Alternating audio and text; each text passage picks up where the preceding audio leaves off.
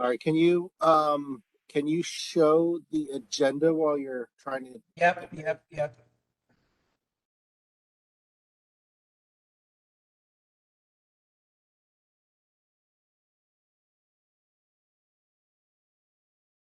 So as everybody's hearing, Vince is having some technical difficulties.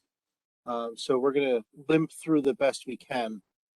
So we'll get the meeting started, and then we'll go through the parts of the meeting we can as of right now. So it is 7:35, and I do see we have attendees. So in accordance with the Open Public Meetings Act of 1975, this meeting has been given appropriate public notice and is therefore called to order. This is January 11th, 2022. So happy New Year and welcome to the first meeting of the year. I will start with the roll call, and then we'll move into reorganization, election of officers for the year. So as is the way during COVID, I'm going to call out who I see. I have Bob LaCourte is present, David Weaver is present, Glenn McParland is present, Dominic Stanzione is present, Jessica Johnston is present, myself, Andrew Burien, I am present, and we have Vince Dominic, our township staff person. Just in case, did I miss anybody on the committee? Yes, you did, Anthony. Oh, Anthony, you're here. Sorry, I saw you, but you disappeared in my Brady Bunch screen here. Yeah. So Yeah. Anthony Gannum is also here. So we do have a full quorum. With that, it's the first meeting of the new year. So it's the election of the officers for the year. 4 positions are open. If we don't fill all 4, that is okay. We've tabled and left positions open in the past, specifically secretary alternate. But we have chair, vice chair, secretary, and secretary alternate all open. Do we have any volunteers for positions? Anybody want to present the slate? Anybody want to be the chair so I don't have to do this anymore? You're not getting away that easy. I would say that we keep you as chair, Andrew. This is Glenn. I agree. Look at that. I would say, I've done multiple roles here. I'd like to step aside and let people, or switch up a little bit. Jessica, how would you like to be vice chair? I would put her up, and Dave, you've done a great secretary. If you'd stay there, I would be okay with that too.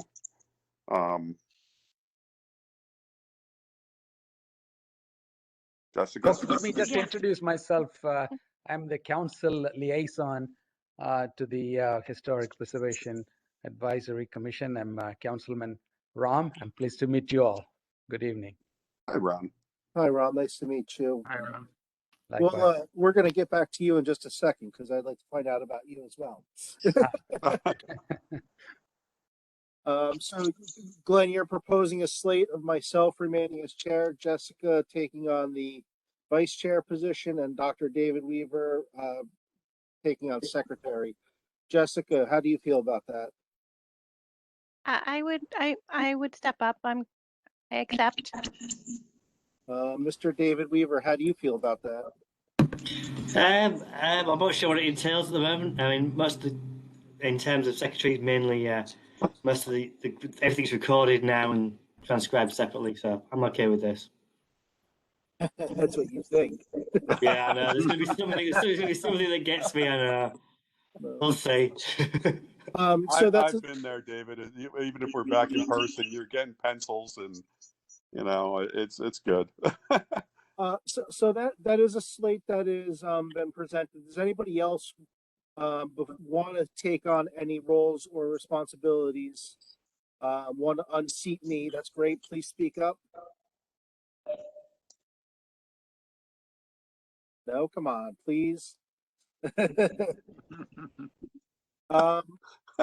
So given the presented slate, can we get a motion to accept this slate in a second? Can I motion to accept it? And if I made the slate? Yeah, I think you can. Okay. So we have a motion from Glenn to torture me with continuous chair, with Jessica to take on the vice chair and David to continue as secretary. Do I have a second? I second. Okay, thank you, Anthony. So reorg is done. Thank you. We're going to leave secretary alternate vacant for right now, just because we haven't needed it. So we'll circle back on that after Vince and I touch base on the meeting minutes that we have not yet received for 2021. So we have to figure something out there. With that, before we get into the formal applications, Ram, why don't you give us a more formal introduction of yourself? You're our new Thank you. That's our new council liaison. That's a big deal. Yeah, so the commission is one of my liaison roles. I also work with the Human Relations Commission. Gary Rosenthal is the chair for that. So I got into the council a couple of years ago in 2019 November election. So since 2020, after maybe a few meetings, we got into virtual. So literally, we haven't had meeting where we would see people and interact. But that is not to say that we haven't been doing our work remotely with WebEx meetings and emails and so on and so forth. People, residents still call us if there are issues. The IDA cleanup, we were very much involved in everything. So I got interested in the Historic Preservation Commission because of some of the assets the township owns is in disrepair. So I wanted to make them more useful to the residents, to the whole township. So one of my projects that I undertook is the historic Tulip Wood House on Hamilton Street. It's a 3-acre property. It's a great building inside, but it requires lots of renovation and work. And we have been trying to find a useful way to kind of bring it back to life. And in my former life, I worked with community colleges of New Jersey, so I know a number of presidents. Are you serving that, Vince? Yeah, Vince, is that your what's in the mug there? Anyway, so I know most of the presidents, and including the one at RVCC is a good friend of mine. So I reached out to him, and he toured the place, and then we talked to the township and my council colleagues to get approval, and everybody thinks it's a great idea to bring RVCC to that location. So right now I'm trying to lobby the county folks for some funding to do the renovation and bring RVCC back into town and put that space in good use for the people. So that's why I was interested in the Historic Preservation Commission, and so that's a little background for you there. Great, thank you. Well, you're following Ted Chase, who's a tough act to follow. So, Right. Anything we could do to help you along in getting acclimated, please let us know. Yes, I will. And then likewise, if you have any ideas of anything that we can do and we can push at the council, please give me a call. Great. Well, thank you. So with that, we do have Well, I just want to say Bob LaCourte can't be heard. I think he's trying to chime in. So he might exit and come back in. Do you see his speaker, or he muted somehow, or? Not on, I don't see him muted on our end. All right, so Bob, yeah, go ahead. I'll text him, but he's probably going to hang up and dial back in. I mean, Bob not being heard is not such a bad thing. I think I hear him screaming out my window from a few miles away. I can't repeat it, but if you see him drop, he's coming back. All right, that's one. But there he goes. All right, so we do have some formal review actions for this evening. Vince, are we able to call up 35 Church Street for a fence, or you have to let me know what we can see so far?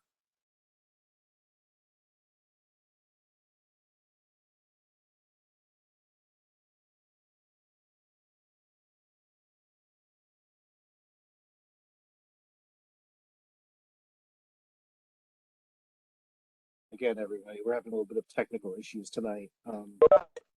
So bear with us. Vince?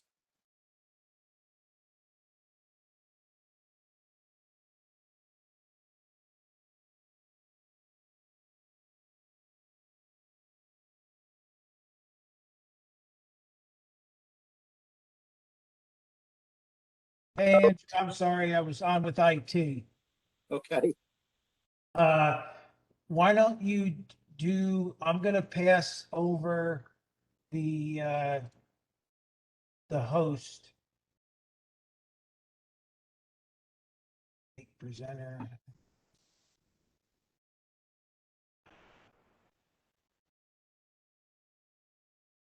Should be able to. You're a presenter now. I'm trying to make you the host too.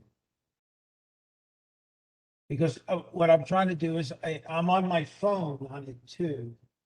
I don't think you can make me the host. I think I can only be presenter because it's the township. I made you the host. If it means anything, I see Vince as co-host.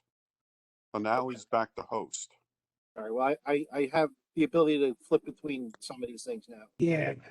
So we have 35 Church Street is the first application, and I can flip through it. So is anybody here for 35 Church Street? Please unmute yourself and introduce yourself. Yeah, that's me. Hello, everybody. My name is Aaron Thayer. My wife, Holly Thayer, and I live here. And this is our second trip to the Historical Society here. We're a commission, not a society. So Commission. Society is usually more of an organization. We're a government body. It's a distinction. Anyway, why don't you tell us a little bit about your project? I'm going to try and flip through here as you're talking to give everybody the idea here. Well, there's a fence there now, and it's falling apart and falling over, needs to be replaced. And so we are going to replace it with a new fence, a better one, a wooden fence. I believe we wanted it was the 4-foot fence with the 2-foot, or no, it's a 6-foot fence. Yeah. Anyway, we're putting a fence from the one end to the other, with a gate on the one side, and then it kind of that's shown here, right? I'm sorry. That's shown here on the survey. Yeah, that's it. The one with the highlighted portion is the proposed fence, but that's where the existing fence already is. And just for clarity, I'm sorry to flip around so much, but the existing fence is this like chicken wire fence back here with metal posts. It's more of a utilitarian garden fence than a solid stockade fence. Right.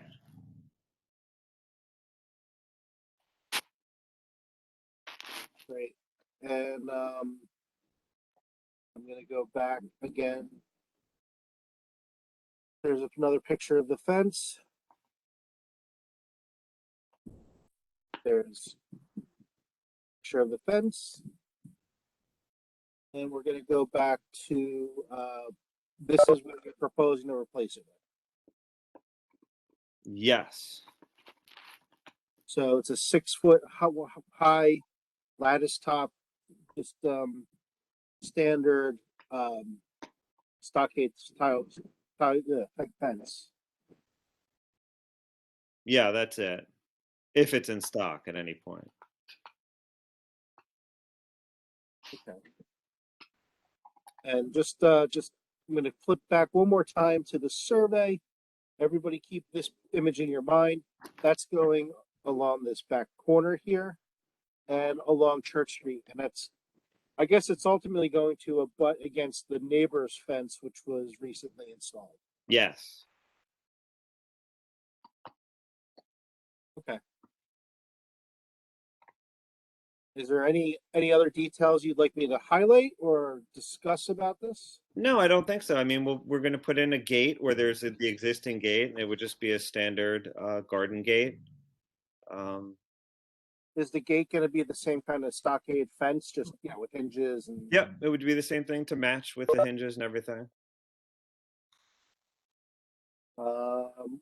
What are the posts? I didn't notice the fence posts included here. That we want to use. Yeah, that you'd want to use. They'd have to match the fence, so they would be the same. I mean, I would like the same type of wood as the fence. So it'd be 4x4 wood post. Is it square top? Is it going to have like a decorative finial piece? I think we wanted a copper decorative top.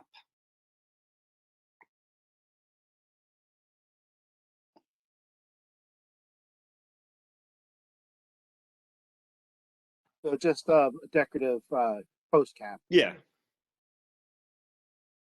Is your fence going to be touching the neighbor's wood fence? Yeah, it would abut to it. Is it the same kind of fence? No, it would be a different type of fence. I mean, very similar, but they don't have lattice on the top of theirs. They just have a straight wood stockade. Yeah. Okay.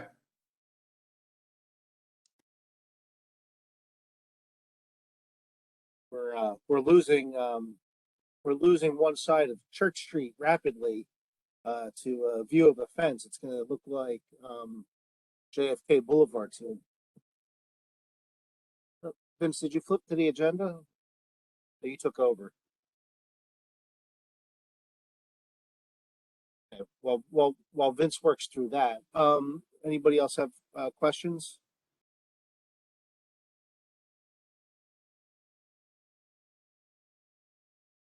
David, Glenn, this is your neighborhood.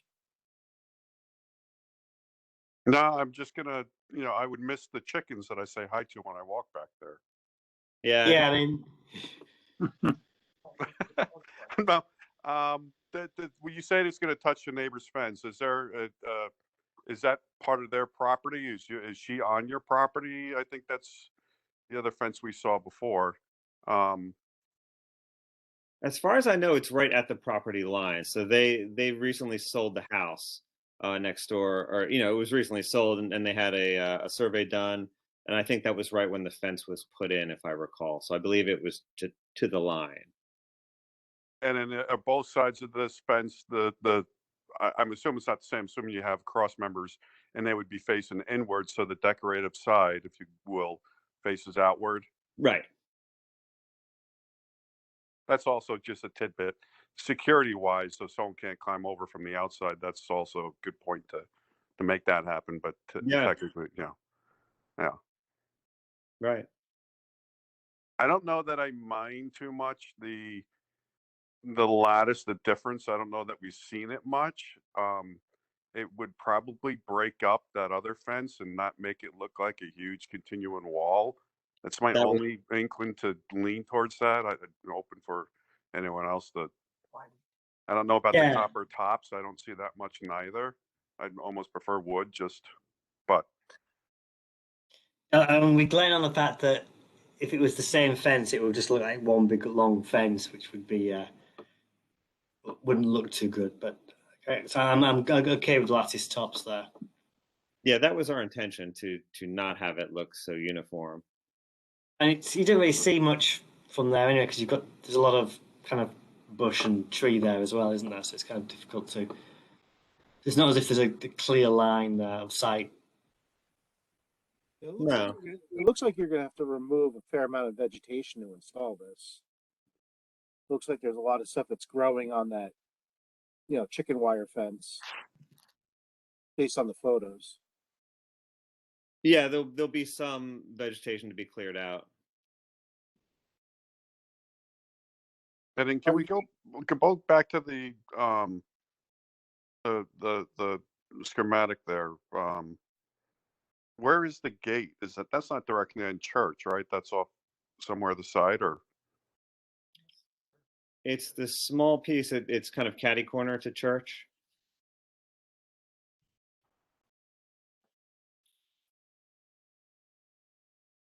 I don't I know. still see the agenda there. Yeah, here we go.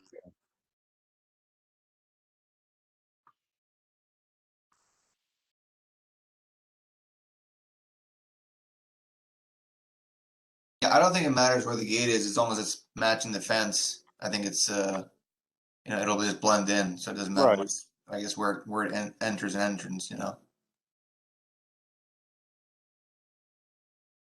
Yeah, it'll be pretty much invisible, right? I mean, they're usually designed to be invisible in this type of fence. Another point to the lattice here, and I think Ted Chase had mentioned it on the other property, that with the drop off down to church, it makes it look like a 10-foot fence on the other property. But this I think would help break that up too with the lattice. So I'm in favor of that. And I think if you can go with the square lattice, it'll be a little bit more, a little less 1990s, a little more updated. The square lattice is a little bit more refined look than the angled lattice. So you're saying the lattice that's at a 45, like crosses, instead do it at 90 degrees. Yeah, if you can do it at 90, it's a nicer look, and it's less dated of a lattice look.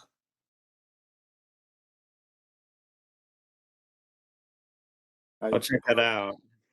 I still don't have access to flip back to the images.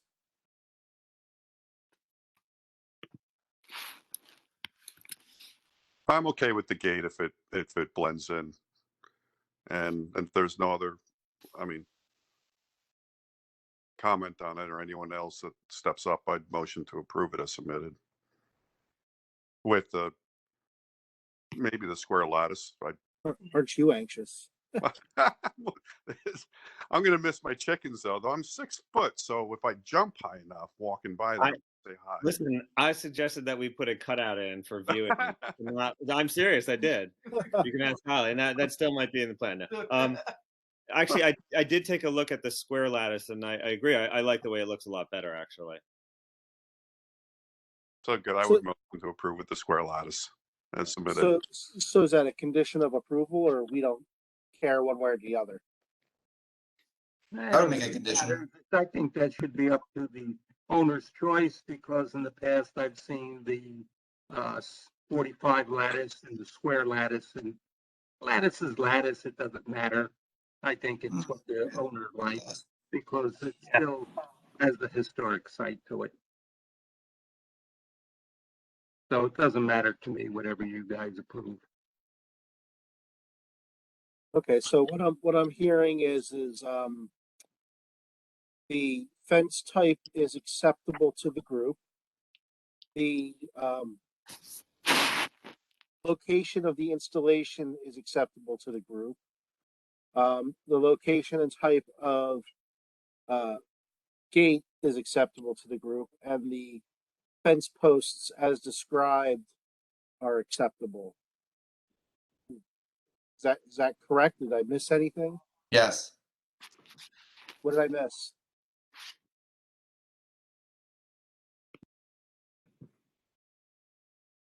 Are you guessing that's what I heard, or are you guessing I missed something? No, I'm saying that's what you got. You're correct. Okay. Yeah, I agree. Yeah. So Glenn, do you want to form your motion?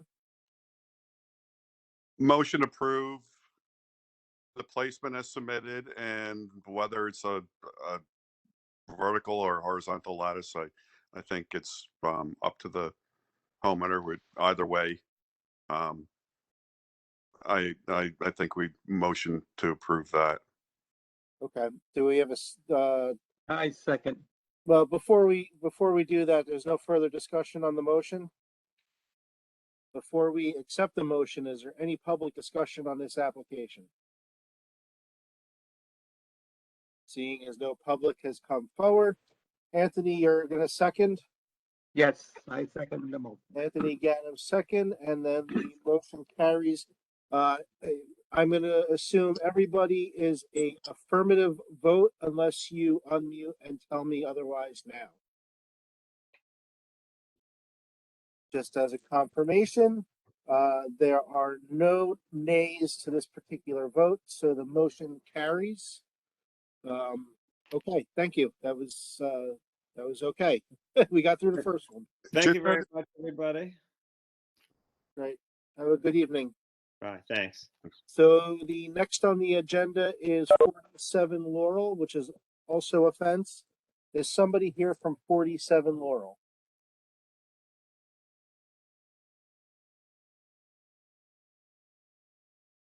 "47 Laurel." This is application 2022-04. Okay, seeing as nobody's coming forward for 47 Laurel, we will move on to 2021-36. This is 32 Elm. Is anybody here for 32 Elm? Please. Yes, unmute. Horace and Sophia here. Okay. Great. And Happy New Year to everyone. you. Same to you. So why don't you, I'm gonna try and get to your information. Yeah, Andrew, I have some of the pictures are downloaded. I can share my screen when you want to see the plans. So you tell me when you want to see the plans and then I'll share for that. All right, so Forrest or Dan, who's gonna take us through it? Why don't you take us through the project a little bit?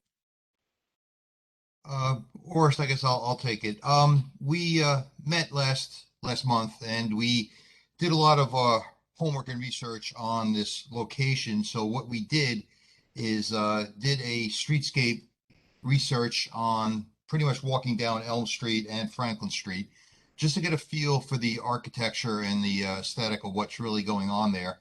So what we did is we redesigned the project. So if the drawings do pop up on the screen, you'll see that it's significantly different than what we had last month. We went with more of a traditional style that meets with the character of the neighborhood. And I actually have on one of the drawings a streetscape to give an idea of the scale of the house. Now, last month, there seemed to be some issues with the height of the house, but in comparison, the house on the screen now to the left, white, which is 34 Elm Street, that house is approximately 29 feet 8 inches high. Our house is going to be just about the same, 29 feet 6 inches. So it's just about the same height that is going to be. The house on the right at 28 Elm Street is around 25 feet 6 inches high. So we just did a comparison of down the street, but these are the three that we obviously focused on, the ones to the right and the left of the house. Having the context helps immensely. Thank you. So we were focused on that, and then the rest of it is the.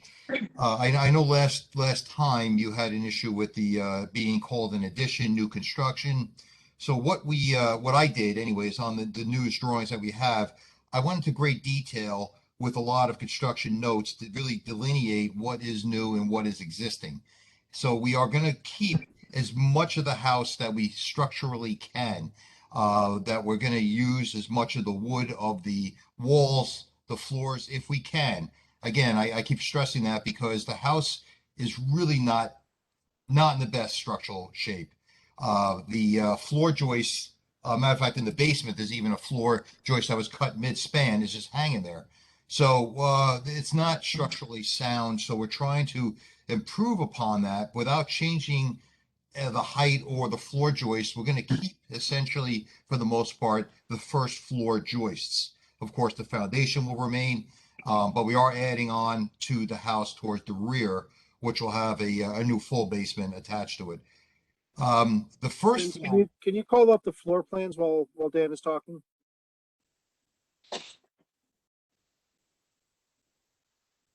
I think I'll give context what you're describing.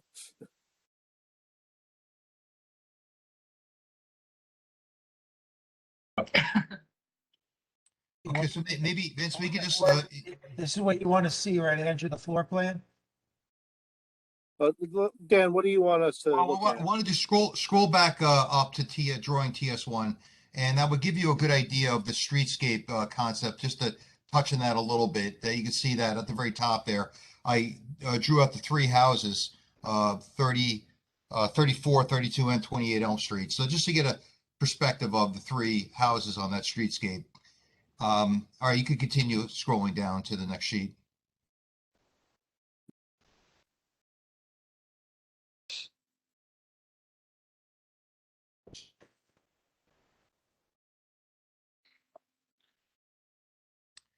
Okay, so on this here, I went into, as I mentioned, a lot of the detail. Not that we have to go deep in the weeds here, but just graphically, the middle first floor plan is essentially see a lot of gray lines and a lot of hollow lines and a lot of dash lines. So obviously the hollow lines would be what we're going to try and salvage and keep. And of course, the gray towards the rear would be all new. We're going to have a 2x4 wall construction that we would like to try and, if we can, maybe keep the walls, but increase the insulation thickness, because since these are only 2x4 walls, we're not getting the allowable R value that we really should have on this house. So we're going to probably go to 2x6 walls that we're going to probably sister next to the existing ones and go with an R21 insulation, a bigger or larger R value for the home. And of course, the back of the house will continue with the same R value. Again, just trying to keep the thermal code of the state. The drawing to the left, which is the basement floor plan, again, you can see that we're going to pretty much keep the entire basement structure as it is. We're going to add on to the rear. We're going to break through the walls and step down. So we're going to have a deeper or higher, taller basement on the new section. The current existing basement is only about 6 feet, 3 inches tall. We're going to make that deeper in the back section. So I'll be looking to underpin or secure that foundation there in the rear. Towards the front of the existing basement, we are adding some new columns because, again, the old columns are just not stable. So I'm going to be restructuring, working with the existing floor joists, but really putting new support in there at the front. If there's no questions, I'll continue. On the second floor plan, you can see it's pretty much all gray walls because there's really nothing there to keep. The ceiling height is very, very low on the second floor, so it's just not usable for the homeowner. So we're just going to be basically tearing off the roof and just building a whole new second floor, essentially. If you scroll down a little bit further on the elevations there on the same sheet, you could see the dash lines of the old versus new.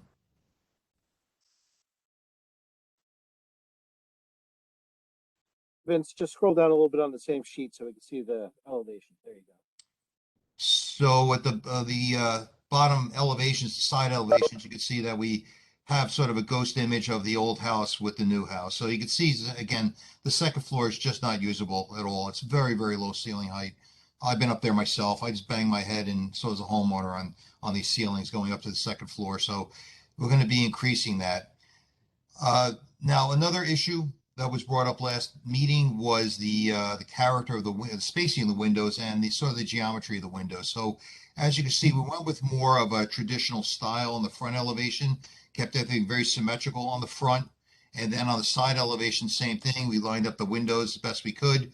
The rear, the one side elevation, we really can. We got between a kitchen and a set of stairs and a bathroom. We sort of had to have a little jiggy jog there with the windows. But for the most part, we kept the main view, the side elevation that has the windows top and bottom aligned. That's the view that we really see best coming up from on Elm Street. So we thought that was an important view to have.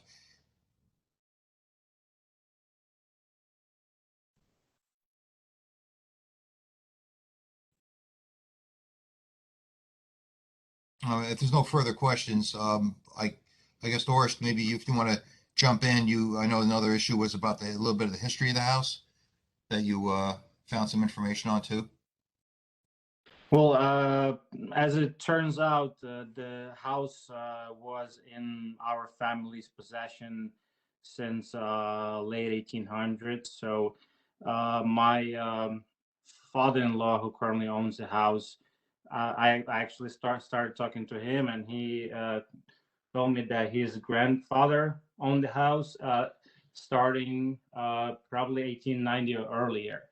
And fun fact, or one of the interesting fact is his father actually owned the deli that's on the Market Street right now. But besides that, I would believe we own the house since pretty much it was built. I'm not sure. Yeah, I could not find any construction permits or any other information about the house. I did the research, but I went online, but wasn't able to find the permits from the Franklin Township database. And I was able to find the historic registry for Raised Millstone. I sent that to you, and it is not considered a contributing structure, but a supporting structure. So it gives more leeway in the ability to. Yeah, it says currently harmonizing. We want it to be contributing, hopefully after this project is done.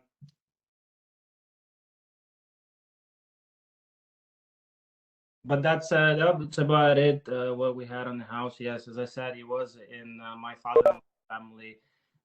We believe since the very beginning.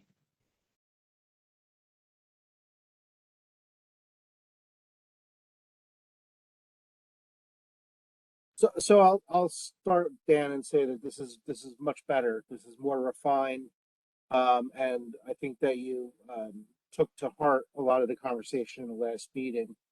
I think that this is a much more appropriate design, and I think giving the ability to show that street view so that it's in context was incredibly helpful for showing what the size of it is by comparison. Thank you. I'd agree. I think I'm looking at materials here now too. Is that what someone's trying to bring up? Yep, Vince has materials up. Okay.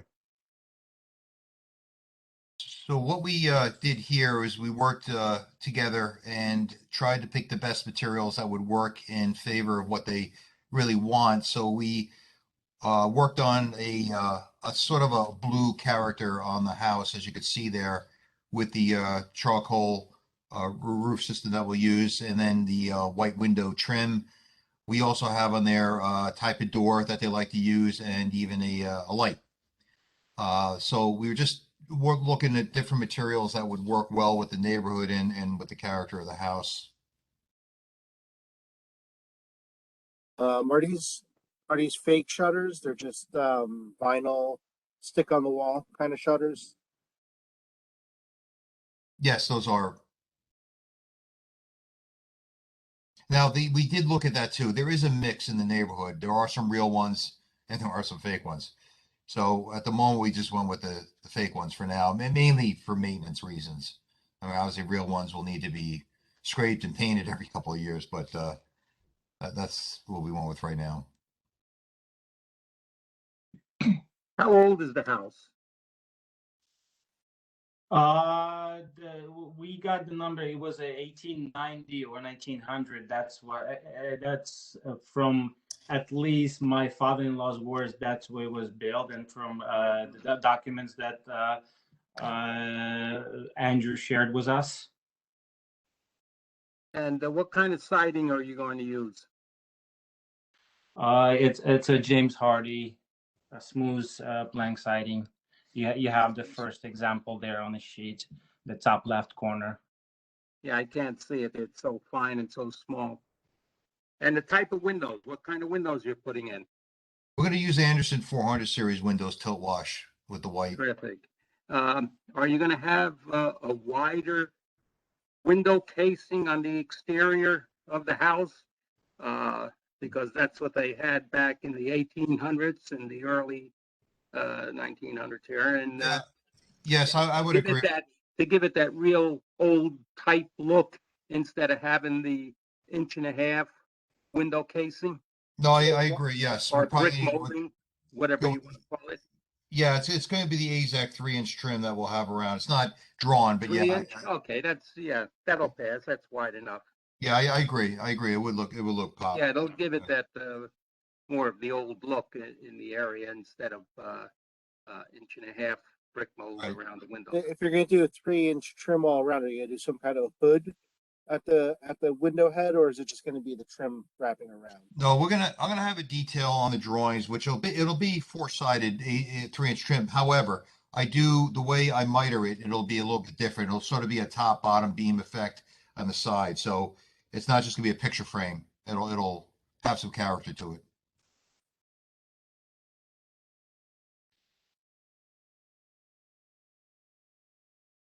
And the windows, are they going to be 1/1, 6/1, 6/6, No, what I have drawn right now, you see it's a 2/1. 2/1?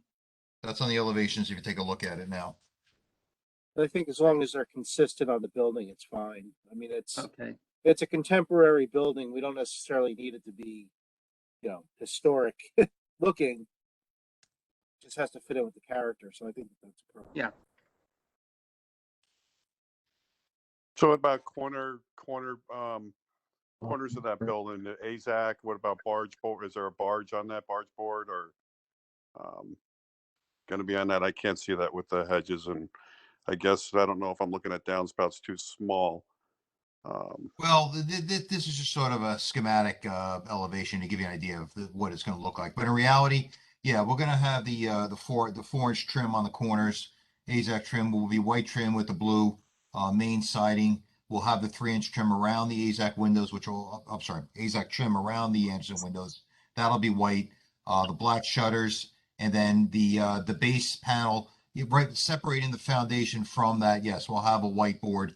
Probably an 8-inch trim AZAC board that'll run around the entire skirt of the bottom part of the. Is that current foundation? Is that parged right now? Do you know what it is? It brick or?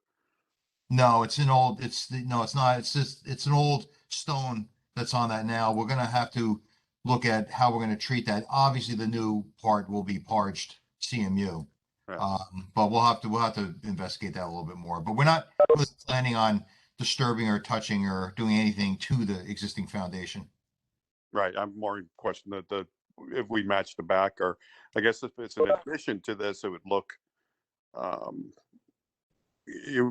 more in line with the lot that goes on in that neighborhood with adding on and not trying to match a back to the front. And although this is all new, it maybe give character if it's just a flat CMU with the parge versus the stone up front that's parged. Yeah, there's such a little amount of it shown. I mean, it's only about 12 to 18 inches of it that you see above grade before you start. I mean, you can see the house to the right there. That gives you a bit of, without the bushes there, how low these foundations really are to grade. We keeping the front stairs that looks like brick? No, those will all be replaced. What's going to be on the drawings right now, what is on the drawings now is a front porch. So what we're doing is going all pretty much maintenance free. It's going to be an AZAC trim columns with a roof structure over the top, similar to what you see on the screen now, aesthetically. But in reality, the front porch will be a AZAC porch product in the porch material, not your typical decking. And it's going to have all has to be rebuilt. These steps aren't safe at all. Any kind of railings? Sorry, we included one of the photos from the neighborhood that has a very similar porch to that. That's where we kind of get the inspiration from. Yeah, I don't know if that could be shown right now or not, but Are there any railings on that? I can't see from this that are going on. No, we don't need them. We're less than 30 inches. 3 steps up. I see that. Okay. I think one of the things that I'm struggling with just a little bit, I think conceptually and for a schematic level, this is fine and acceptable. I think that the concept is good. I just in past we've consistently asked for a little bit higher level of construction detail. And I understand you don't want to go that far when you're developing a schematic. You want to make sure that you can move forward. But some of the little nitpicky details that we're talking about, like the window trim detail, and how we're actually going to frame out this front porch, I think are things that we would typically want to see a little bit more on. I'm just putting that out there. I'm not saying we're not going to take action on the application. I'm just saying those are things that we would typically like to see on a more developed project. I agree, But Andrew. this, but Yeah, I this agree, is, Andrew. We're gonna do that for sure. I mean, the drawings, as you said, yeah, these are just sort of the first wash at this, but we are gonna have details, which I have to do anyway for the builder to make sure he does it right. But we'll have a window trim detail on the plans, and yes, we will have a little more explanation on what the front porch will be. But this gives you an aesthetic idea of what it's going to look like. yeah, no, I agree with that. I would say that given that it's it's not a historic church that we're adding onto, or it's not a it's an existing house per se, even though we're kind of just completely replacing what that house was. I guess we're a little less worried about every single detail that we're doing to a historic structure since it's mostly contemporary. Right. I would just say, unlike the details, you capture condensers outside, generator kind of thing. Chimneys, Yeah, chimneys on the roof. roof But penetrations, yeah. right. And some of those details have kind of fallen off. Well, Yeah. in all honesty, we haven't really got into the HVAC system yet, but basically we are planning on having a chimney flue, which will be metal, but it will be wrapped with the same material. So it's not just gonna be a metal flue sticking up. We'll have a coarse character. Well, it's not gonna be masonry. No one really does those anymore. So we're just gonna have a brick, a hardy siding flue that's gonna extend up. Gus, were you gonna interject something? Yeah, I just wanted to see the existing photo again. It didn't come through in the package that was sent. Vince, can you bring that up? I don't have control here. But Okay. All right. I would just ask, or maybe we can talk about it, that if is there a way you can reuse the brick porch and redo the walkway with that brick to keep some of the, good material No, there on walkway, I site? think that walkway is pavers, right? It's That doesn't- pavers, and if it were to be reset and redone with salvaged brick or lined in some way, it might Oh, I see. Yeah. amp it up. And if you can flip to the rendered elevation,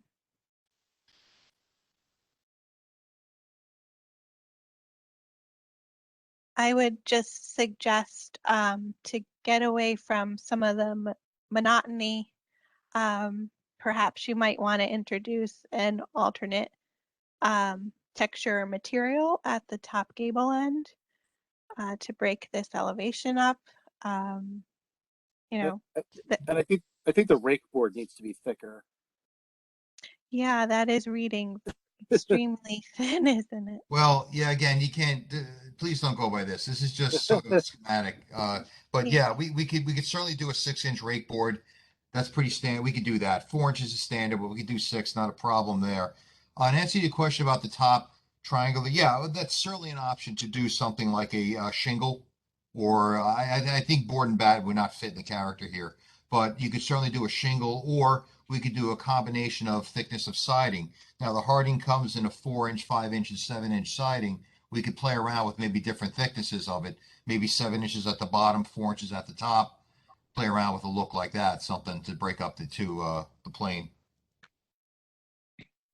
Yeah. Yeah, this mock-up was done by me, so it's not professionally done. I just wanted to show the color combination, so to not go by this one.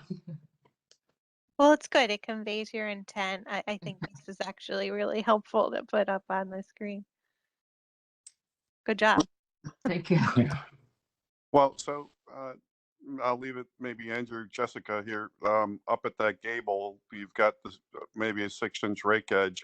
Do you need any kind of detail to mimic the front porch up top there, kind of triangulate it out, or Yeah, I was wondering that, like the little Just truss detail he's got going in the porch, mimic that up top. yeah, but maybe even lesser to a lesser extent, maybe just come straight across, so you're not coming at an angle like that you've got. You know, it looks like a triangle up top. Yeah. Right. How about scallop siding up there on a gable end? Is there any other scallop siding in this area? Well, it's when you look at it in a matter of choice. Years ago, they had all different type of sidings, and the homeowner at that time had their choice of what they wanted, and that's an old look. I'm just suggesting it. I'm not saying it, but that's just an idea, it's food for thought. Yeah, and I think that There's I think that we need to address the rake edge more, and I think it'll work either way. I'm not, you know. I actually wonder if the rake board gets thicker to a 6 or an 8, and then there's a shadow board at the eave with like a 4-inch exposure. That might do it. If you have a rake and a shadow, that would break that up a lot. I caution adding too many elements, because I think the reason why this works so well is the simplicity. Simple, of it, right? And bringing the pent roof across the top of the eyebrow of the second floor windows really helps to break up the mass. So I, my thought is, a rake board with a narrower exposure shadow board cleans it up nicely. I agree. Yeah, I agree too. We can do that. Yeah, I agree too. Yeah. And the only reason why we're not saying anything, because we have to actively be looking it up. We're both English as a second language here, so not well versed on the construction materials. But yes, whatever, we're definitely gonna review the suggestions again and work with Dan on this one. I'll help you with the definitions. Okay, then I see like you've got 1/2-inch round or round gutters, and that's carried through downspouts too, and then that drops off on both sides there, I guess, up front or out back. Well, what we'll do is we can carry the half rounds all the way to, front to back, obviously, and then we'll have the round gutters at each end as well on the sides of the house. Okay. And That that way you drops get down back. Yeah, that way you can duck down the side of the house because you have the pent roof. Yeah, and obviously you'll have round leaders. Yes, correct. I like the round gutters. Good choice. Yeah, and the round leaders, they look, they're give it an old look. Yeah. And that'll be on the front porch as well. Or no? Yeah, well, on the sides, right? You don't Sides need. of I the mean, front, each side. So what I'm hearing, just to summarize so far, is that I think the design is much improved. I think there's a little bit of tweaking that needs to happen just in the detailing. I think that the Anderson 400 series windows are good. I'm assuming they're vinyl exterior but wood interior. That's correct.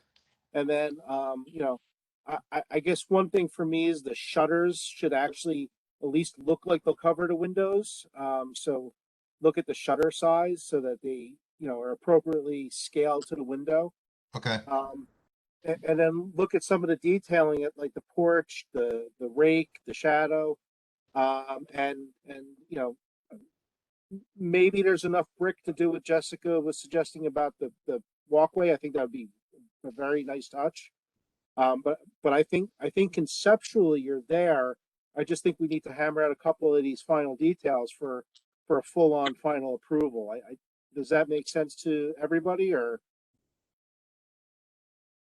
Yeah, and I think the foundation, the stone foundation, that should be looked at pretty close and see if they could point it up instead of stuck going over the stone to the foundation. No, even though it is a foot exposed, it'll still give it a very nice look. But we're not stuccoing over the existing. We're not touching the existing.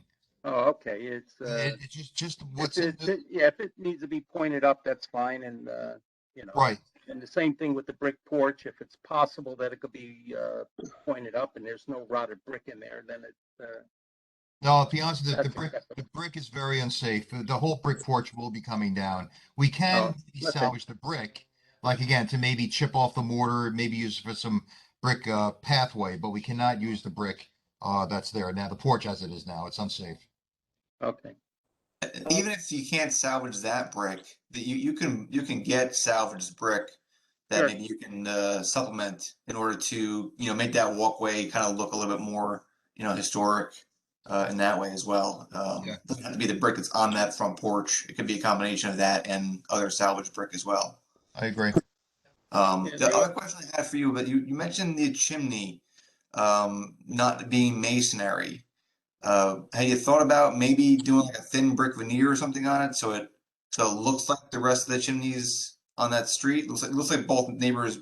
I have not had luck with thin brick. It pops off. It's not it's I mean brick's brick, you know that. So we can't really use fake brick. It doesn't really hold very well. There is a product out there though that can be used if stone is a consideration. We could make it look like a stone chimney. There is a stone veneer product which is applied in a panel application, which is a lot better. As a matter of fact, I even have it on my own house. So we can actually use a stone veneer rather than a thin brick veneer that could work pretty well if stone's acceptable to everybody. But I think it there also is- depends on where the chimney is, right? If it's on the back of the Well, house and we're not seeing it, it may right, be right. less I important. didn't get into it right now, but basically where on the floor plan, there's a pantry that's on the first floor that we're going to be running the HVAC system in the existing basement right through the chimney flue will be it. So in answer to your question, you're really not going to see the chimney until it punches through the roof. And at that point, I was just going to just encase it with the same hardy siding. If you could go veneer, I prefer to see something like that. I mean, it's aesthetic for the neighbors as well. When you see something like a hardy even on a chimney, it just screams to me, at least, Condos. Yeah, condos and Yeah. boxes and going whatever. So add that little, if that little detail can make its way into whatever, I prefer that. Let me ask this question maybe to Vince, because I would prefer, Glenn, like you're saying, it may be a stone veneer chimney or something, but it's going to punch out the side, and we're already fighting side yard setback issues. So if a brick chimney can encroach on the left side of the house, if that's okay, yeah, I agree. I think maybe an exterior chimney running up the side of the house would look nice. Well, I think typically if it's a request of this body that you do something and it's such a minor encroachment on a setback issue, I think that it can be worked with. Vince, correct me if I'm wrong, but if we're doing the right thing for the district, then a minor encroachment of a couple inches doesn't matter. Are we talking about a chimney from the ground up or just protruding from the side? No, from the ground up, because I'm going to probably utilize that flue from the existing basement area. So yes, it'll be from the ground up. Are you already going to the board for a variance? Or you don't have to go to the board? No, we don't have to go in front of the board. Okay, because what would happen is that, Andrew, if they did put that chimney and it did encroach on the side yard, if it goes all the way to the ground, that would require them to go to the board. Okay. Now the board would approve it, but that would then kick them from not having to go to the board to going to the board just for that chimney, because we would consider that a violation of the setback because it goes to the ground. But it sounds like you're gonna have to do that regardless to get the chimney in there for services, right? Well, I mean, another alternative would be if we do punch through, keep the flue inside the house and punch through the roof, we could still clad it with a stone veneer. I mean, it's not real stone. It's not big 4-inch boulders that we're putting on that thing. So we still can create an aesthetic. Yes, I will look into the brick. Maybe there's a thin brick. I'll be honest, I've not had much luck, but I'll continue looking. Maybe there's something we can figure out to make it look. Yeah, I've used thin brick before, and I did my fireplace in it, and it came out nice, and it's real brick. But if you do end up going from the ground up all the way, then you could just use a real brick. No, we could, but we're back to the setback issue right now. So I want to try and. It's not a setback issue. I think my whole thing was that if you're looking at the rest of the street and you're seeing all these brick chimneys and you have brick on the front on the facade, then it would make sense to try to match that. Make it cohesive. Not sure what that's gonna do to our budget. That sounds like a big expense for the side chimney. I might be wrong, but again, we're looking it up. You're not wrong. That's expensive.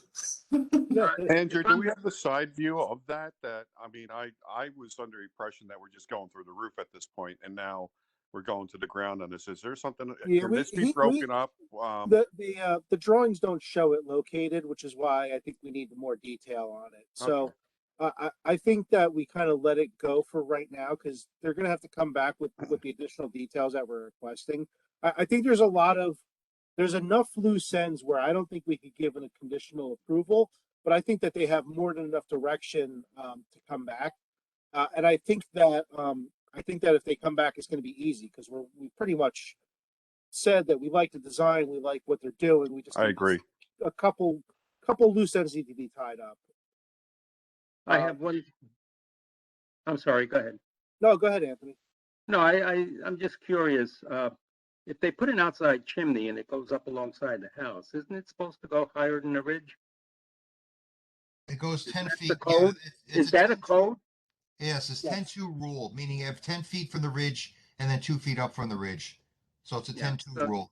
So I don't know where that lands yet, but yeah, I'm aware of that requirement. Yeah, I think you'd be better off punching through the roof, in my opinion.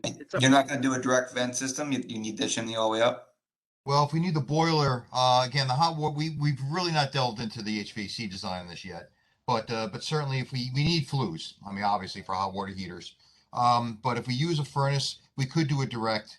So a chimney, well, all right, let me go back to the beginning then, because it was brought up about a chimney. If we could design the system without chimneys, is that okay?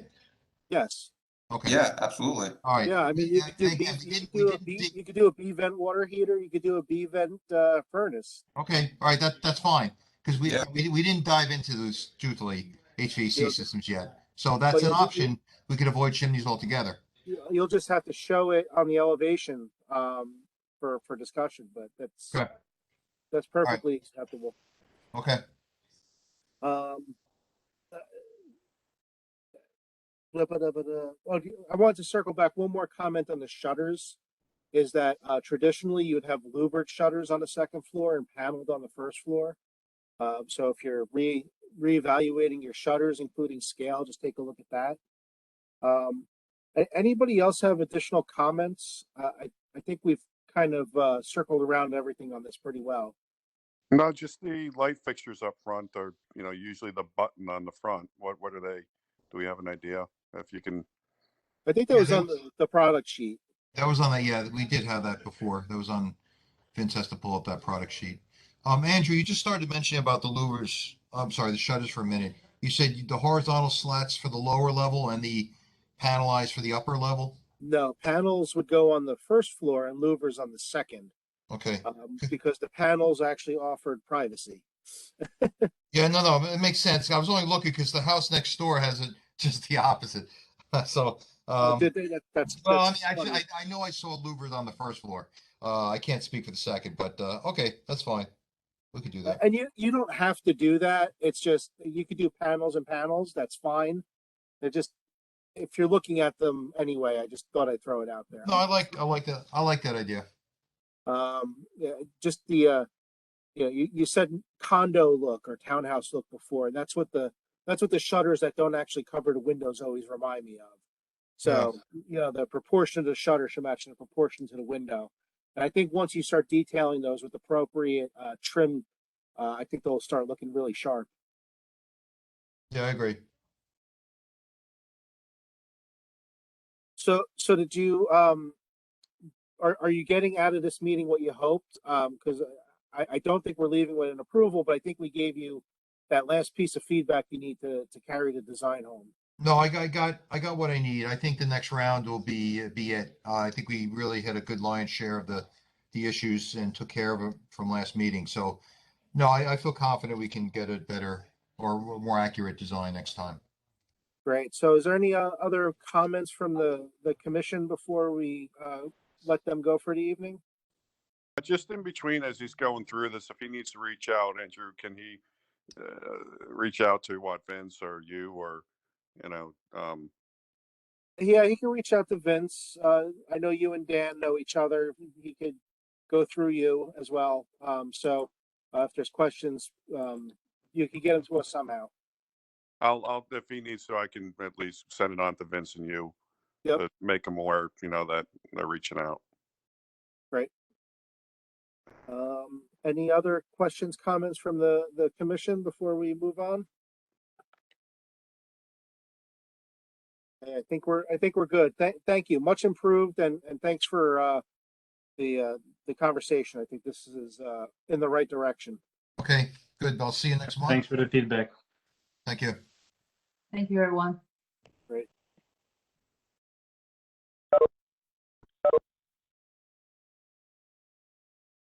Vince, who do we have next?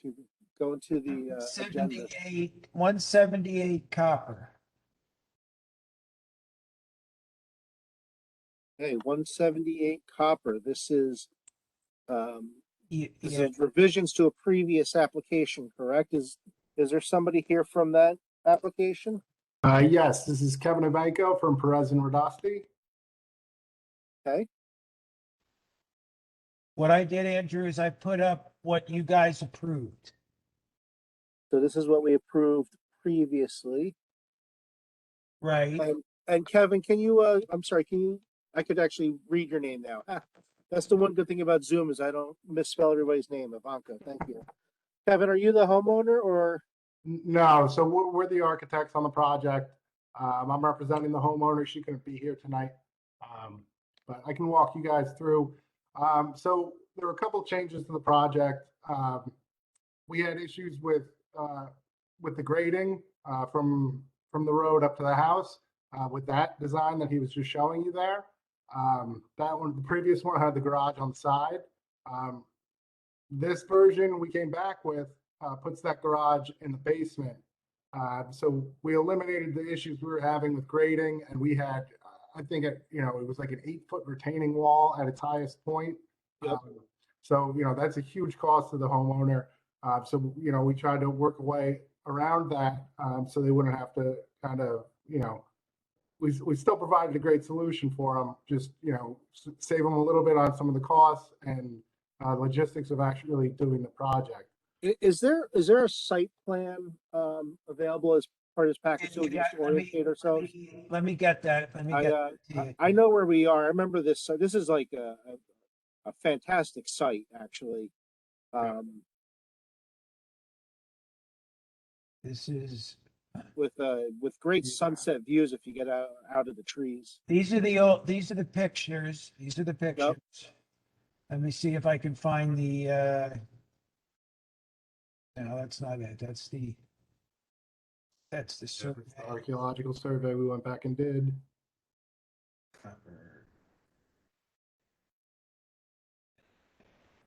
I don't see where it's I don't see where I have the survey. Vince, if you want, I can try to share the screen capture. I think you have to give me permission. Or I can just, I can take over and share, so I can, got it here. Oh. Yeah, that's perfect. Hey, Kevin, feel free to share the whole thing because we're having problems downloading stuff. So if you want to go through the whole application, sharing your screen, that would be very helpful. That will save us time. Sure, that's no problem. So yeah, that's great. Thank you.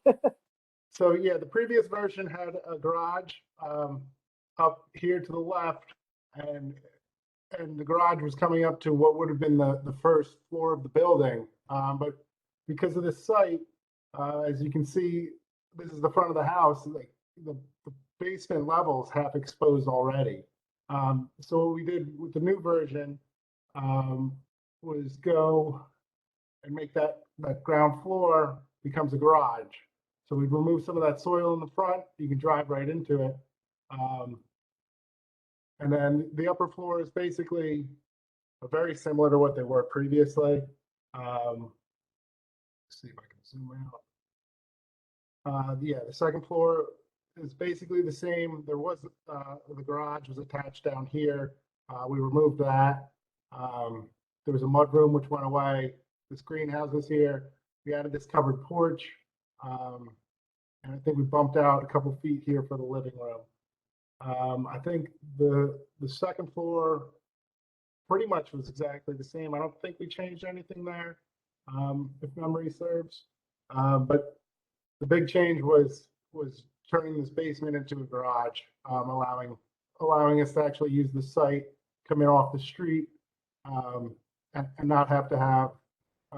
We used to have a retaining wall that was like almost 8 feet at the max point back here, which is like crazy.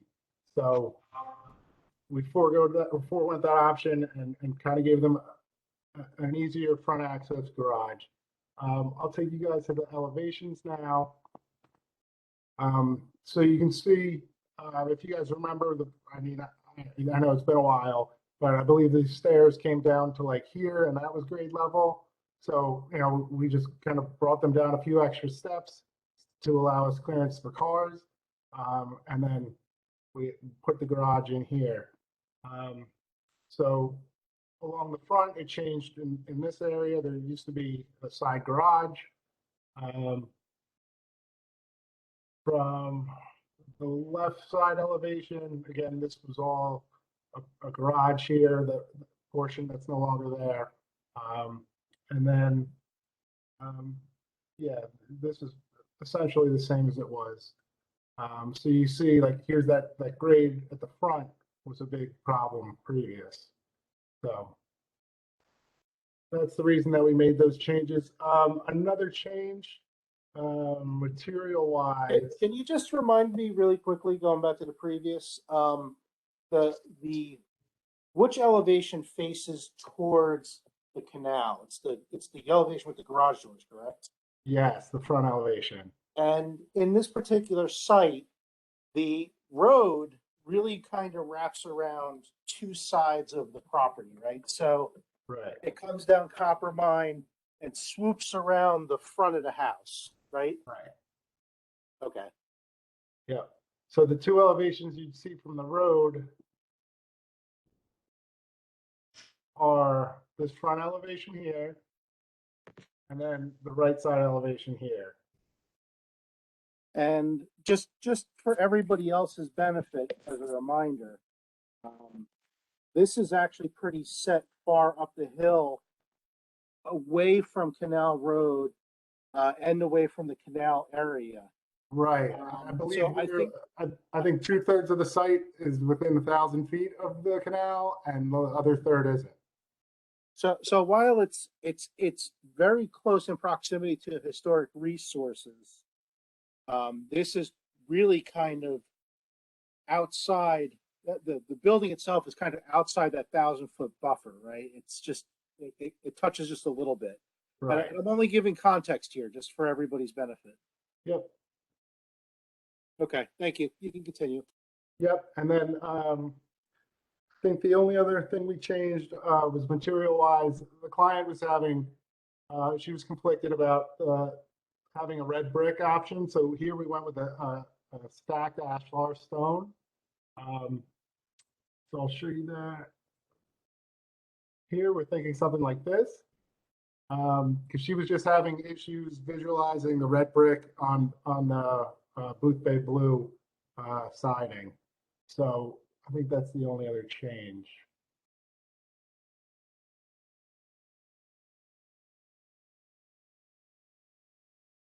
As requested, the 90-degree decorative wooden lattice, that's been updated. All this siding that we initially had wood grain on, smooth finish, vertical siding, smooth finish as well. Can you repeat that? I'm sorry, it broke up for me. You're keeping hardy smooth sides finished? Yeah, in our previous review, I think both the horizontal siding number 4 and the vertical siding were wood grain, and they requested that they be smooth.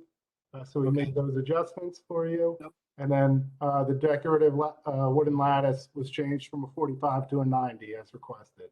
No, that sounds familiar from tonight. Okay. At least we're consistent. Yeah. Also, we've also got, so we went back at the last meeting, it was requested we take photographs of the existing structures and diagram them, and we did that here. Here's the floor plan of the existing barn. Here's the floor plan of the existing residence. These are them on the location plan. And then they went back and we had an archaeological team do a survey as requested as well. Nothing of note on site, I believe.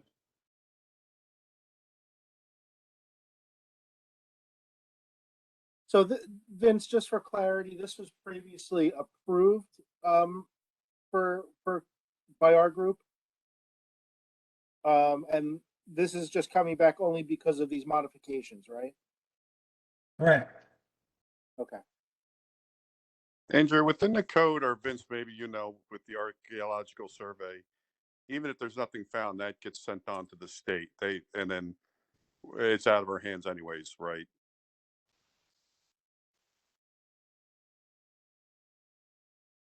Those requests usually get sent to them to opine on.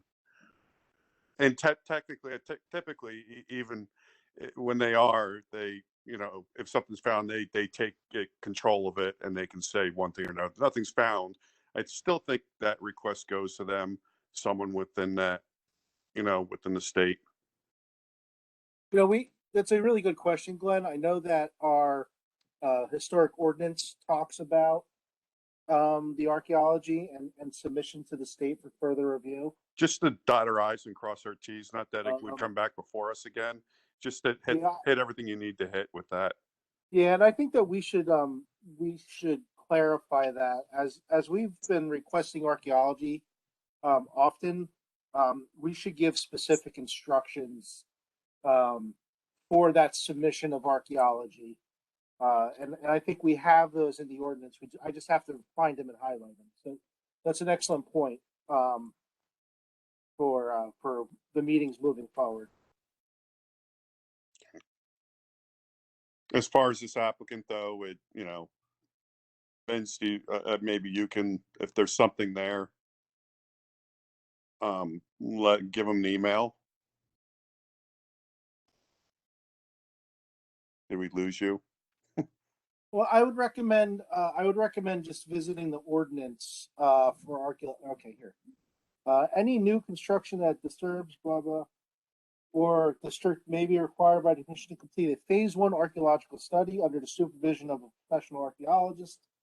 If a professional archaeologist is a member of the commission, phase 1 study shall be submitted to the commission for review. If no qualified professional is a member of the commission, the study will be submitted to the New Jersey State Historic Preservation Office for review. The reviewing agency will decide if the results of the phase 1 study warrant further phase 2, phase 3 archaeological investigation. So what the ordinance basically says is if we don't have an archaeologist as a member, we leave it up to the state to figure out. I think that I don't think we have an archaeologist on our commission. Not ROPA, at least, right? Yeah, we have a exceptional hobbyist that has a certificate from Oxford, but we do not have a ROPA archaeologist. So, Glenn, this is an excellent question, and I think we need to clarify that moving forward. I don't know what that means for this application, but I would say that they should refer to the historic preservation ordinance to figure out the best path forward. I mean, given that they didn't find anything in this particular instance, I don't think it's that big of a deal. Right, I agree. I think that we given who's on the commission could review it and raise a flag if there is one, but we need to clarify that moving forward for sure. Right. Okay, I agree with this application. In the context of it not being a significant structure or anything being right then and there, that I'm okay with it. We only asked for a phase 1 couple shovel tests, so the chances of hitting something major are pretty slim. Yeah, I mean, they went through diagram. They went through, I think, like every 10 feet on site. Is that a rich? It's a RBA. Okay, RBA report. Okay. Yeah. So again, if it's a significant structure, a house, or Rockingham original site or something, or others we've seen recently, I'd say, it's onto the state with this where it's at. But I'm okay. I mean, they went above and beyond. So yeah, I mean, I think that this is going to become a good conversation, especially when we start. When we talk to the applicant for the Honeyman House, they're going to come back with their plan for archaeology as we requested. We should have the full answer for that applicant as an example. So I think you raised a really good question that we should clarify. But in this context, I think we're okay. agreed.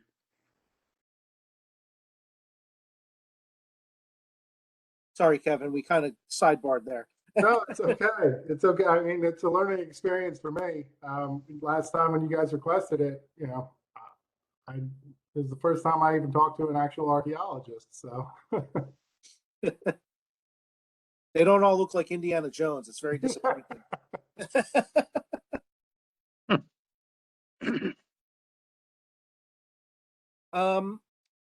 So given your presentation and given its distance from the canal and other resources, I think the changes are pretty minimal. I think that they're not inappropriate for a contemporary insertion, because you're demolishing the entire existing house. I don't particularly have any issues with any of these amendments to the application. And I welcome anybody from the commission with additional comments. I'm assuming your presentation's over, Kevin, so Yeah. moving forward. Yeah. Thank you. Anybody have questions, comments, or thoughts? I'm gonna start calling on people by name. I think it's a nice looking house. I'd live here. Me too. we Well, try. well done. That's what we strive for over here. And I love Booth Bay Blue. I have that on my own house. It's my favorite. All right, seeing as though there's no comments or questions pertaining to the application, does anybody want to move to a motion to accept the amendments? I'll make a motion. So Dom, your motion is to accept the amended proposal by the applicant. Is Yes. there any public discussion on this particular application before we take a second? Seeing no public coming forward, is there a second on this motion or continued discussion by the commission? I'll second it. With a second on the table, we have a motion, Dominic Stanzione, a second, Dr. David Weaver. Anybody opposed to this? Nobody coming forward. I will assume that everybody will vote in the affirmative unless they speak up now. With that, the motion will carry to accept the amended project as submitted in this application. So thank you. I think, thank you for playing pilot and taking us through it with the virtual problems. No That was very helpful. Glad to help. Glad to help. I would like, the motion carries, you're good to go, but the conversation on the archaeology was really good. I think that Glenn, maybe you and I should have an offline conversation about how we approach this in the future, and see about if there's any additional questions on the archaeology, because they didn't find anything, that's fine, but we need to clarify our requirements moving forward. Right. I agree. We'll do.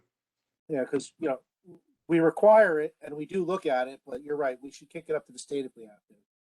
Yeah, Andrew, part of that is you trust the archaeologist. That's Andrew, you have all the documents for the next application are there, except for the application, and you're the presenter again, so. All right, thank you, Vince. You All can right, go well, through it. Thank you, Kevin. So the motion passes. You're good to go. All right, thanks, guys. Have a good one. Thank Good you. evening. Thank you. So moving back to the agenda, so 178 Copper Mine was fine. This is a 30 Laurel, application 2022-03. Is anybody here for 30 Laurel? Hi, there's actually three of us here. I'm Mary Ann Bischoff. Abdullah Hashem is the other owner, and our contractor David is here. Great. I'm going to try and put your survey up first, and then I'm going to flip through some pictures. And if you could talk us through the project, that'd be great. Okay, Abdullah or David, feel free to jump in. So the siding that was on, I'm sorry, didn't realize that we were supposed to come before you before we changed the siding. So you have the siding on there. Oh, you're going too fast. Thank you. Sorry, I'll go back. It's okay. I can start anywhere. I start to say one thing and it's on the next picture. Yeah. So from this picture, you can't really see what was taken off. It was an asphalt siding. It really looks like a roofing material to me, and it was falling apart. And Abdullah and I took a long time before we could afford to change it. And David was nice enough to let us finance half of it. So that made it more possible. So is this cedar shake up here what's going up or coming down? That was underneath the asphalt siding. So if you look at one of the other sides, you'll see that maybe the front side, you'll see that. Oh, I don't know. I'll keep One going. more side. One more side. I like The your one by candy the driveway, the last side. These candy canes aren't like those 30-foot ones across the street. They're edible. I thought there was one more picture that has the picture. Yeah, so the siding that was on there was this kind of fake brick looking asphalt. Garden State brick face and stucco. Okay. And then on what was covering the cedar shakes had a different shape. It was sort of, I want to say hourglass, but it's like the opposite. Like if you put two hourglasses together, what the shape that would make. Like a scallop? Yeah, yeah. Well, it was, I don't know, pointed on the top and pointed on the bottom. I think I have a picture of it. I looked it up online on Google Docs just now. Doesn't matter. Okay. Yeah, it's sort of like a diamond, but curvy. And so it was falling apart. It was really, really old, and especially up at the top by the gables. So our contractor, David, took it off, and he actually got pretty ill. So it's been sitting there kind of like this for a while. So I'm thinking that's why there was a complaint, probably, because it looked like this for a while. So we actually went ahead, since of course it's my responsibility to know this, but since we didn't realize it, we went ahead and bought the siding. So I guess you could flip to the siding one. And so it's the castle stone up on the left, and it's Dutch lap. And that would cover the whole house up at the top over this cedar shakes and the rest of it. So it's the castle stone with a Dutch lap style. Okay.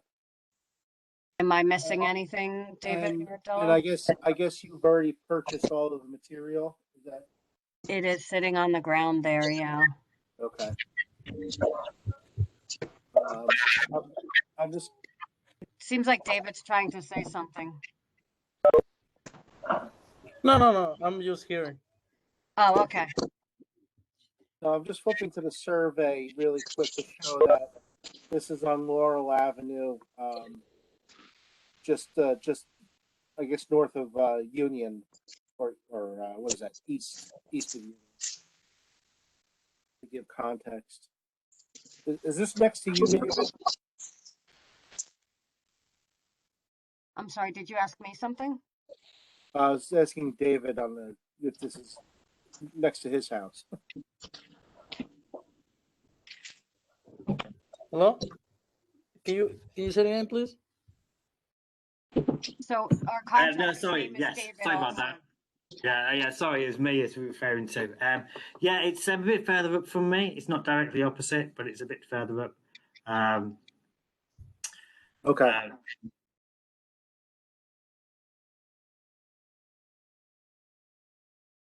So Just a question. Underneath that tieback, is that the original sign? Is that a lap board or something? What am I looking at with that? Underneath the tieback and the Yeah, elevations we're looking at. David, can you describe it? It's nothing I've ever seen before. Yeah, this It's not clapboard like one on top of the no, other. it's not clever. It's like a 6x1 some wood. They don't, the old style houses. They don't put the plywood. They cover with the 6x1s. But this, Yeah, that's interesting. That would have been the original, likely. it's almost like a spaced sheathing that you would have for a roof. Weird. Right. It looks similar to like a novelty siding. Well, I mean, if you do it had cedar shingles on it, right? So if you do a cedar shingle roof, you do spaced sheathing strips to attach the So cedar furring, like shingles. large It's furring almost strip. like furring, right? And they run almost like purlins. So they run Right. across the joist. I wonder if it was done that way because they would have hung the cedar shingles on it. Well, do we know the age of the home? So, Probably not. I believe it's from the 30s. So, Yeah, okay. and I think there was one owner before the one that I bought it from. It's Is one it? of those kits from Sears. I was going to say it looks like a Sears kit house. Yeah. I believe David, it is. I mean, I didn't see documentation of it, but it looked like it. compared David, to can the you others. punch a few holes in your wall and see if so David's a neighbor Yeah. up the street and he has a Sears kit house as well. Yeah, I've got a Sears kit house as well, and I've got someone gave me a reproduction of one of the Sears catalogs back from the 1920s, so you can actually see the different styles that were on offer. So your house should be in there. There's a woman on Laurel Avenue on the opposite side, like if you're going away from Kingston on the right, and she showed me some catalogs too. I think she had a bunch of them, and she's in a bungalow also. Yeah, it's really quite cool. The kind of like the fact that it was bought as a kit and put together week by week. I think kind of pieces were delivered as they came. Well, it's interesting because you find these at collection points where railroads would have come through, and at one point there was actually railroad tracks that came right into Kingston along the canal. So it's likely that they were delivered right off the train and then carted up the hill to build a house. Those railroad ties are still skewed all over down there. Yeah. So I was going to say that the way that siding, the boards are layered, it's hard to tell from the photo, but sometimes it was done to kick out the cedar shake to give it extra dimension. So it's really almost like a fake furring, to get it that extra shadow depth. Oh, interesting.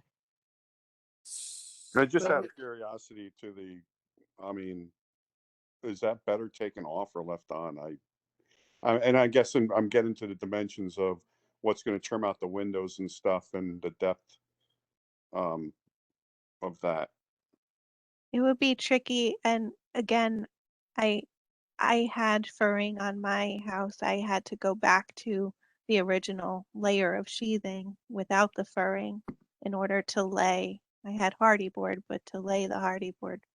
Yeah, that's kind of what I'm seeing, and that's why I question it. But yeah, I had the same cedar shakes. So we're kind of we have a conundrum here, right? Because we have a project that's halfway through with material sitting on the ground, and it's a vinyl siding product on a 1930s Sears kit house. And I think that the problem we're going to run into here is, we've stripped away some cedar. Is the vinyl an appropriate replacement? Just one thing, we didn't strip any cedar away. underneath No, the asphalt. understood. Oh, Understood. Yeah, there's some on the gable end of above the porch, but there was that. I call it Garden State brick face and stucco, that fake brick stuff that they put on. That was probably done, I would guess, in the 70s or even maybe early 80s, late 60s. It was very common. But we're going back with a vinyl product, so I'm not sure. I'm not sure where to go with this. so one thing I thought you guys might, I was concerned about that issue. So like looking on Laurel Avenue, there's other bungalows that I think they have vinyl siding on them. I don't think I see any that, I don't know, that have cedar shakes except one at the very end that's towards Rocky Hill. Do you I have don't know if any? that's Do you have any relevant. photos or examples of that? If you can look on Google and you can see the street view, and it looks like the two neighbors to the right have looks to me like some sort of a version of a hardy plank, but I can't see anything past that. And to the vinyl product, is this a stamped vinyl or a smooth vinyl, or? It's what's shown in the picture is stamped. That's what I saw. So it's got a cedar impression. yeah. It's not something we would typically approve. Having that impression. I mean, we've for better or worse, we've approved vinyl in the past, but we've always made it be a smooth finish. And there's been a lot of movement towards the hardy plank product as a better alternative to having a plastic house. So I'm not trying to sway anybody. I'm just saying what we've done. Of course, material is sitting on the ground next to the house ready to go up. So it really shouldn't sway into our opinion, but I am reminding everybody.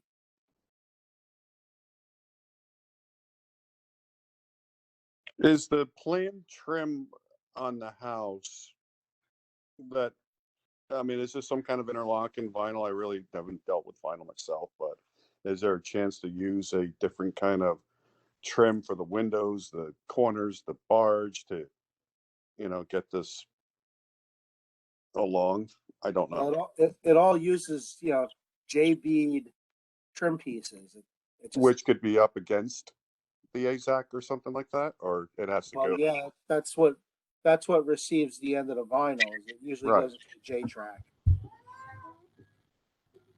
Are you suggesting that trimming out windows may make it have a better appearance? Right. To get trimming out windows, maybe a little thicker, maybe give them a little more reveal, maybe a barge or corners, instead of what they package usually, it looks like a 3-inch or, corner vertical board to where it matches. Maybe that goes to a little wider, different color. I don't know. I'm, in the interest of kind of moving it along where I think this is going. Yes, the corners and the J channel is going to be wide, to make it contracts with the siding. The siding is castle stone.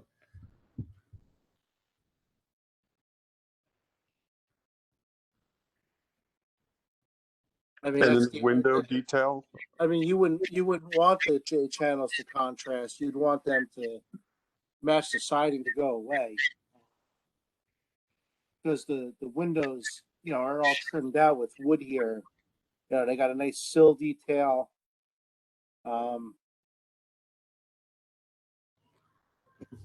Not sure.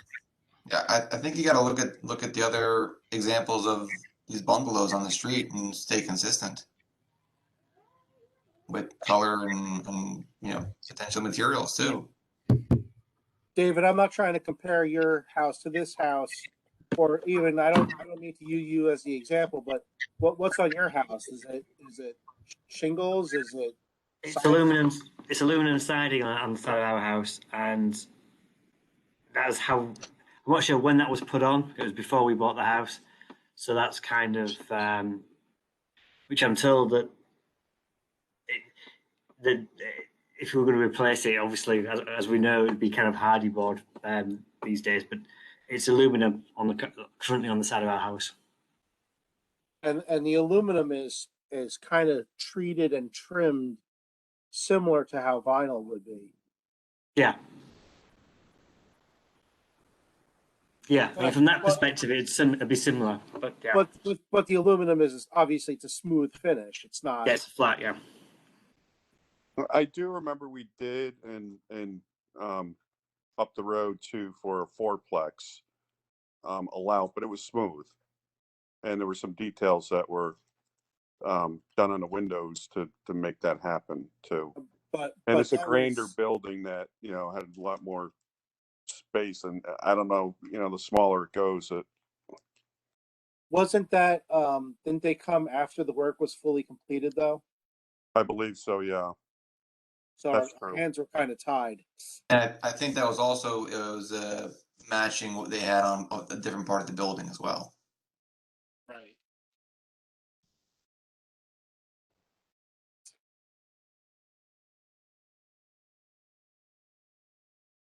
I don't know So if this matters, but the front is this porch that has those jalousie windows. There's not much siding that you can see from the front. It's pretty much like behind the bushes. I don't know if that matters. What if the body of the house was okay with the siding, but there was an alternate material used on the porch with the jalousie windows, so that it was a little bit better. I'm trying to make lemonade here. What do we think of that? Yeah, because you don't really see the side of the house. If you look on Google Maps, basically the house is quite covered by a lot of greenery, so the sides you don't quite see from the street. So I get where you're going there. So, like, if the house itself was done with the vinyl, which we normally would not approve. I'm gonna be upfront. We would not normally approve vinyl on a house like this. It would be a hardy plank installation or similar. But given what's seen from Laurel Avenue, if the house was done with the vinyl that's already on site, but the porch and the jalousies were done with maybe a PVC panel with trim, so it looked a little cleaner. What does everybody think of something like that? I mean, I'm trying to figure out how we can make this work, and it may be that we don't. I'm just throwing ideas out. Yeah, I mean, I like the idea of that, in the sense of, as you said, the materials are already there, and the sides of the house are quite hard to see. I think, especially when in this kind of summer, it's a lot harder. If you look on Google Earth, you just don't see the sides. So I think I'd be okay with that. Your suggestion. I don't know what anybody else thinks. Can you confirm, is the vinyl siding going up over the cedar shakes? That's what we purchased it for, the whole thing. So you're going to cover the cedar shakes? Yeah, we didn't know. David, you can chime in. We didn't know that there were cedar shakes under there, and David purchased the siding for the whole house to cover the whole house. So my suggestion, countering what Andrew's saying, is that why bother spending extra money to treat below the windows when they're behind bushes? Maybe it's better to upgrade and just accent the front cedar and replace the cedar for cedar. And leave the cedar. That's a better idea. I mean, I was looking at the side elevation. The side elevation has part of that porch exposed. Okay. But given this particular view, yeah, that's not a bad recommendation either. And they're not terribly expensive, the cedar shakes. Can I just ask, David, my contractor, like, are those cedar shakes paintable or stainable, or are they in disrepair? The ones in the front of the house, David? No, this is a few pieces of the cedar shake is bad, but we can replace it, you know. So, and then if you're approved to paint, and I put the stain, or It would be a Because according, stain, right? according to the picture, they look, the cedar shakes look pretty healthy. Now, about the siding that you have there, maybe you ought to talk to the supplier and return what you don't use and pay a small fee, a returning fee, about 10%, I think it is. That's what it used to be years ago. They'd come back and pick it up and charge 10%. Or you Yeah. could take it there. See if you could return some of the siding. It may cost $100 or two, but like Andrew said, the panels for the front porch, underneath the front porch, is nice. Try to restore the shingles up on the gable end, which is very good. If you run to any problems around the window that they're too depressed or from the siding, you could always put a small molding, some type of a brick molding, all around the edge of the brick mold, the existing brick molding, to build it out so your siding meets that around the window.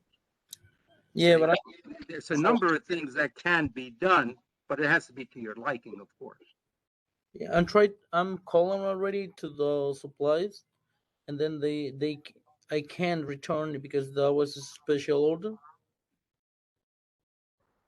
You cannot return it, or you can return it? Can? I You cannot. can't return it? All of that siding on that sample is all special ordered? Yeah, the special Dutch lab.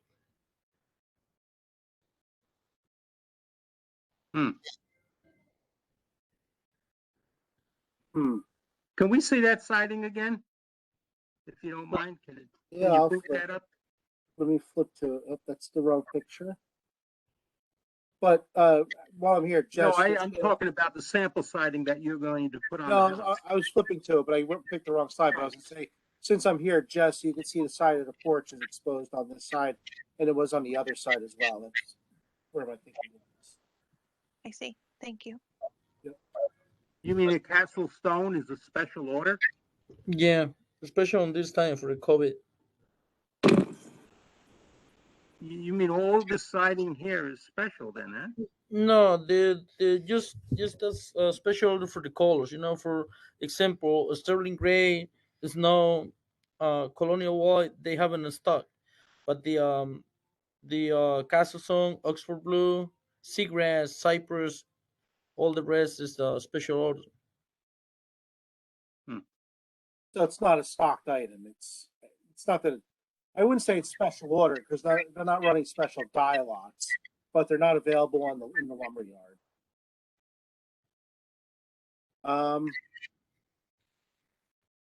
Okay. You were talking about how it's like stamped, like it's not smooth. And I don't know if it's just the color, but to me, the castle stone doesn't look as textured as the other ones. I don't know. Is that just the color? It's probably, I'll go back to it.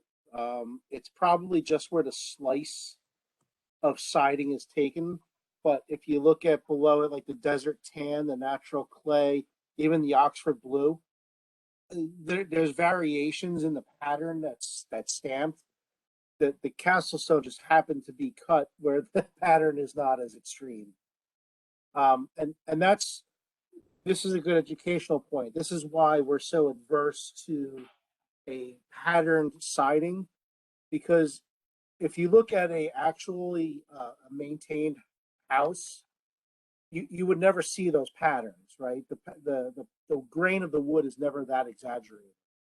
So interestingly is that people think that makes it look more like natural wood, but actually it creates little dust shelves for dust and grime and mold.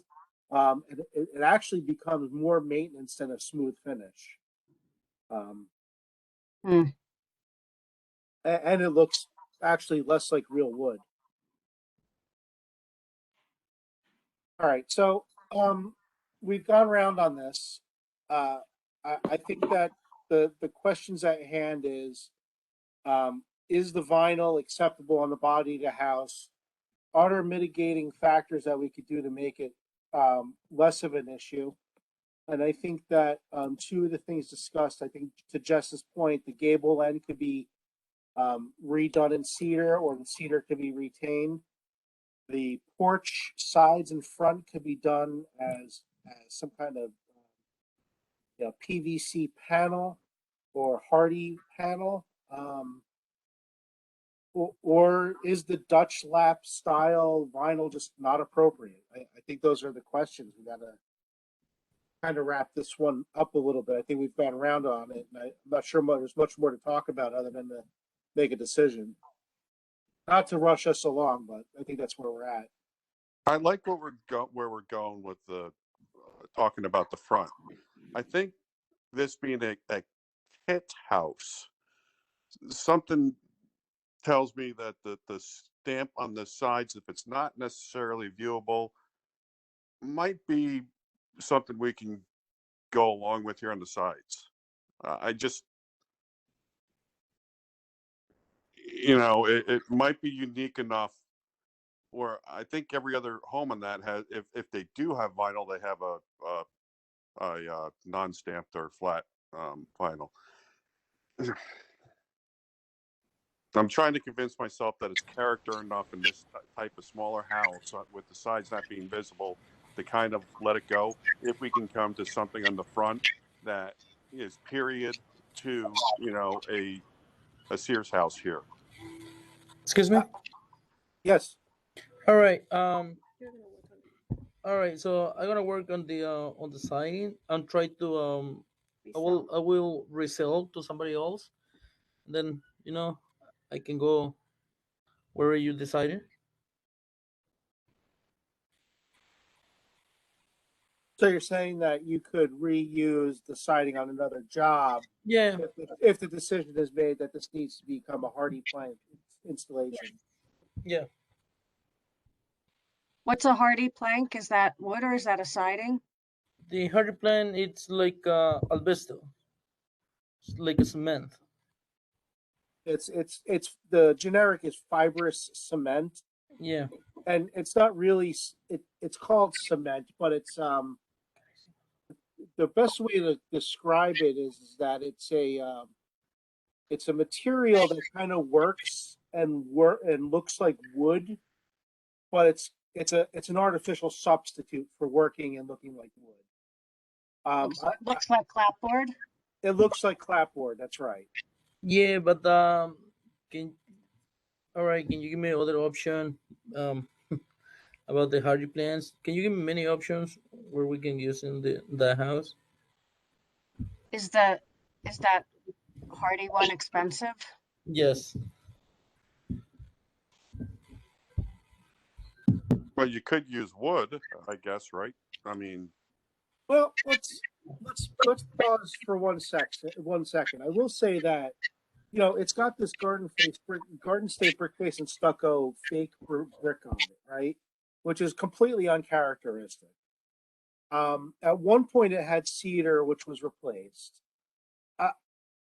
I'm almost inclined to say that the vinyl is okay on the body of the house as long as the gable end and the porch are treated better. And I think I'm talking myself into it only because we're not making a bad situation worse. We're making a bad situation better, right? Because the brick face clearly is not appropriate for the house, where the vinyl siding, good, bad, or indifferent, is an improvement, and it's siding, it's temporary. So, if the sides of the house and the rear of the house are treated with the vinyl, and the porch front and the gable end is treated appropriately with maybe it's all cedar done on those elements. and I agree. I think the exception we make here, if we're going to be consistent with everything else we've done, is that this house is different than the other ones that are kind of 2-story boxes that might have historical vinyl on them. This is a Sears house, and this might, if you were to see it from the side, set it apart a little bit and make it unique. So I'm okay with what you're saying, Andrew, is on the sides and even in the rear, if that's being done, to allow this as an exception because of those things, that it will set it apart from the other buildings there, up more towards Laura. There are, I think, 3 different the duplexes or things that have non-stamp kind of. Some of them might be vinyl. I don't go up and touch things, but they look like vinyl to me. But in this case, it might be a character that would, an exception because of that. Hello. Yes. I have one option. The Dutch lab siding is coming with a little texture, but the regular siding is coming on a smooth. If your guys are okay, I can switch it to the regular siding. It looks smooth. It's not coming with the texture. I think if it was the regular siding, let me just go back to the image. If it was, it's on the lower part, you can't really see it, but if it's the regular siding that looks more like a clapboard than the Dutch siding in a smooth finish, I think that would probably be more appropriate. Yeah. The regular is coming in 4 inches smooth. It looks more smooth, It's like some people's right now they prefer a Dutch lab because it's like a more fancy, but the regular siding is like all the styles. It looks like aluminum siding.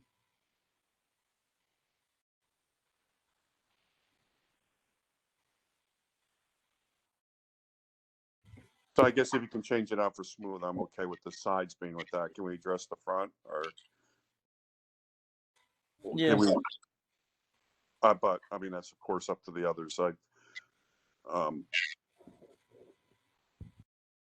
Andrew, balls in your court. I'm thinking here. I don't know.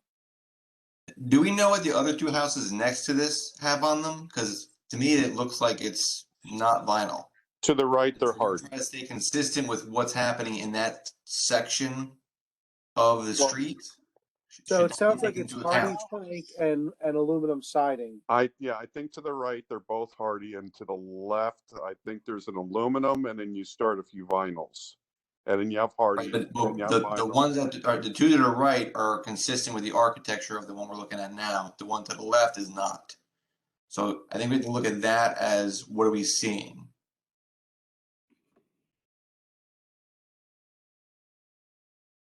Well, I think the second one to the right is right. I mean, a little. Well, I don't remember their styles. I know they're not Sears.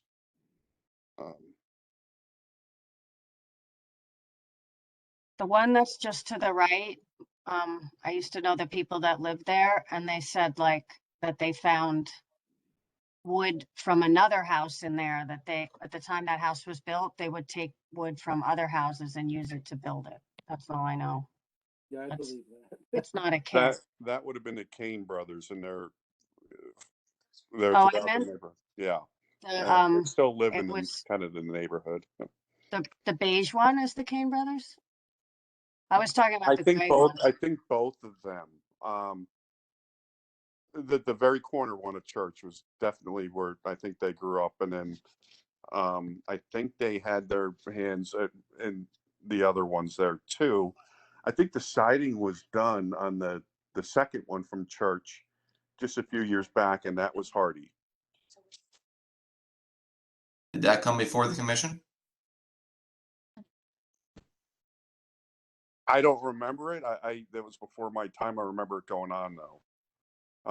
So I don't know if they saw it, but it's hardy.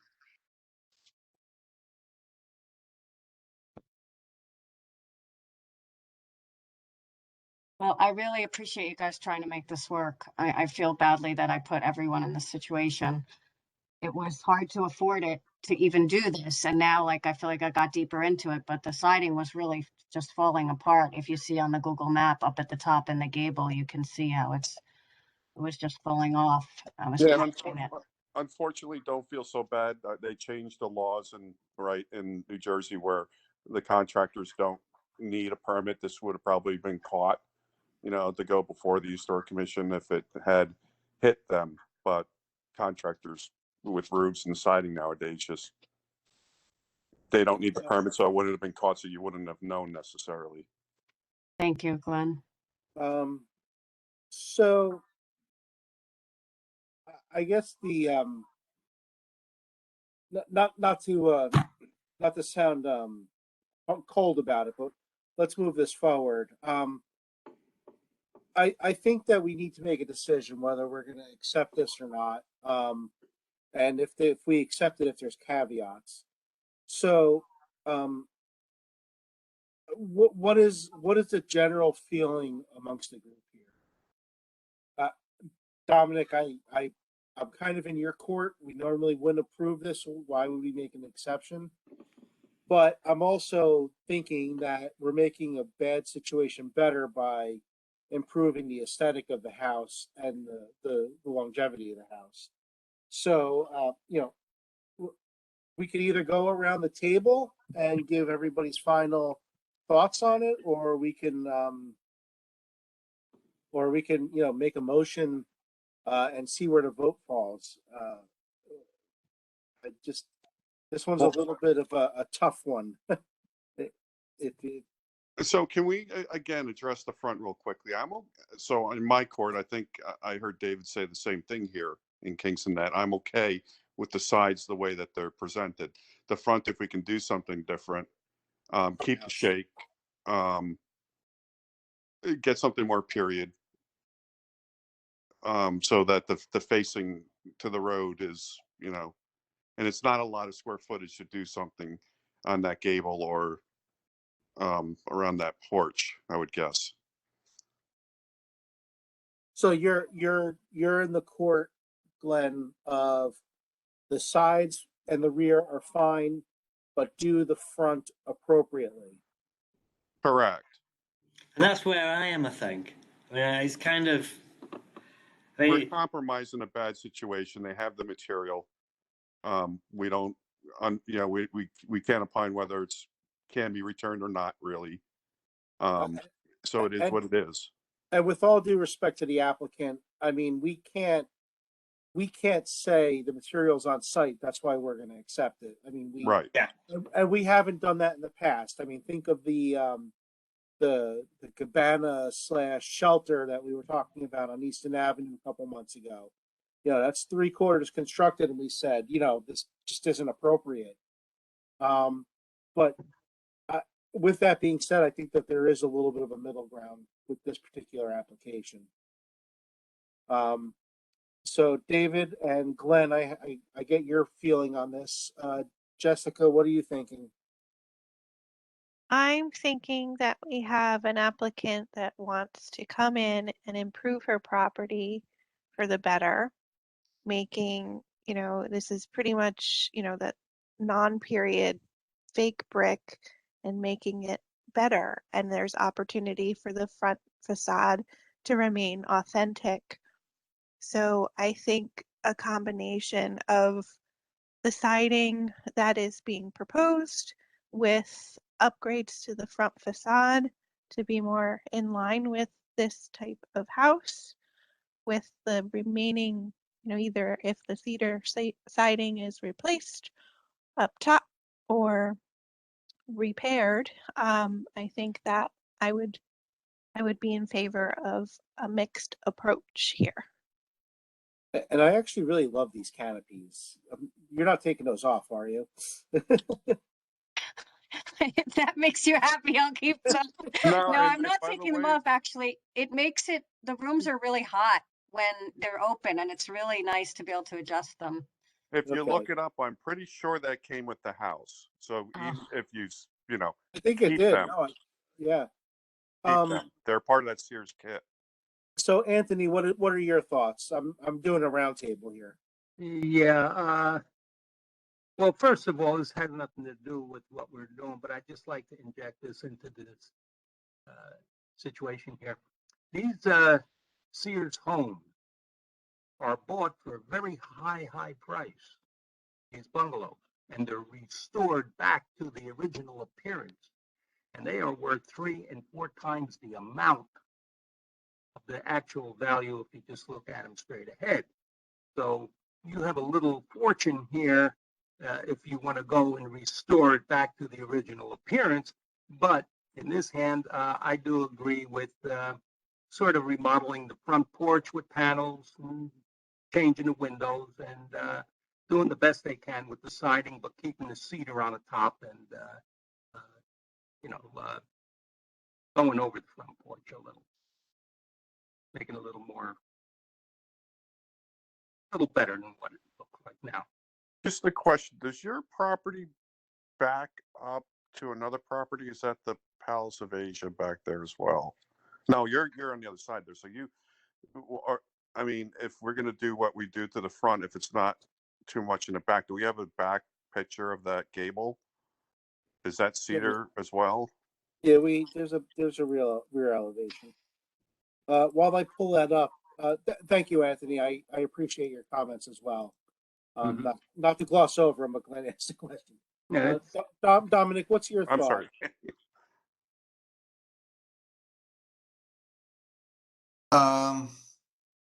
I'm concerned with consistencies, and I'm concerned with what happens when the next guy comes forward and says, "I already bought my materials; they're already on site."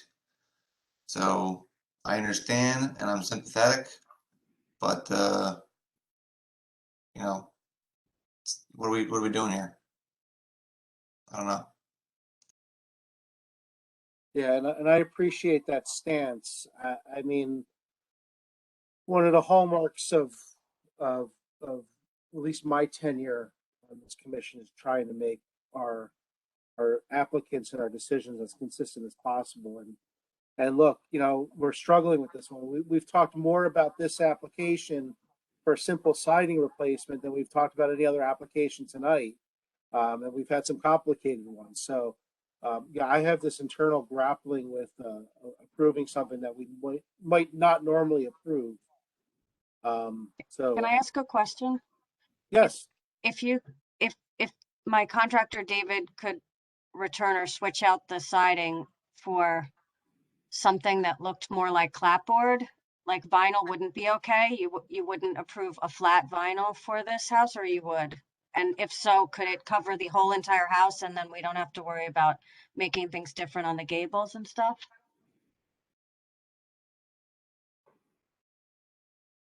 I think if we're able to return it, that kind of might say something different to some people.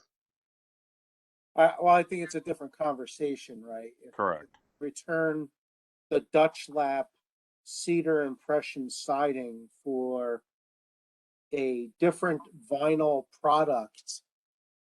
I don't think it changes the conversation, right? Because I think vinyl is still vinyl, and it's still not a hardy plank or a more contemporary solution for an older material, if that makes sense. I think that the vinyl siding will always look like vinyl siding, where the hardy plank would look like wood. And I think the conversation here is that we're trying to make a vinyl product work in a world where we would usually require something that looks more like wood. Okay, thank you. Andrew, not to really, if we go with the hardy, that application is going to change, I think, which might not even be our discussion. Well, she's not suggesting the furring. She's suggesting another vinyl.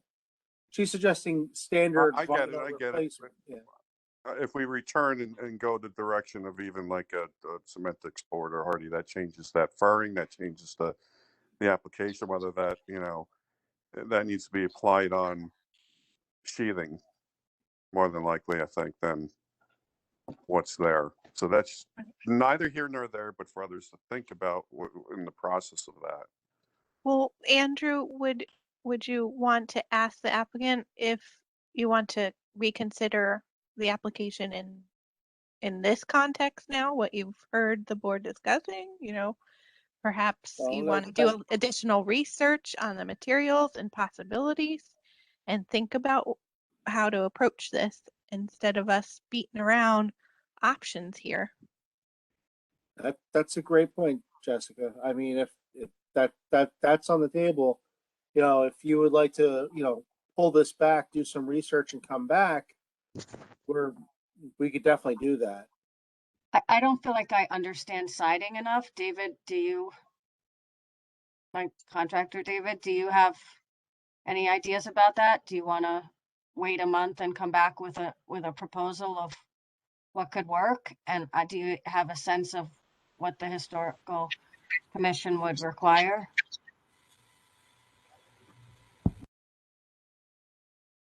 I was thinking the first idea is the better idea. We can give the zero shakes on the top. We can refinish it. Put the mave.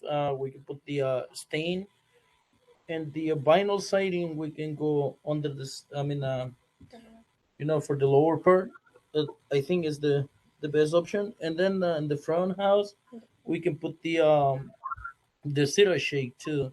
Like see the complete front part of the house, complete seat like a cedar shakes, and then vinyl just on the sides. Siding and rear. And the siding on the rear. I can switch it to the either regular. The regulars looks more smooth. 4 inches double, but all depends on you, Marianne.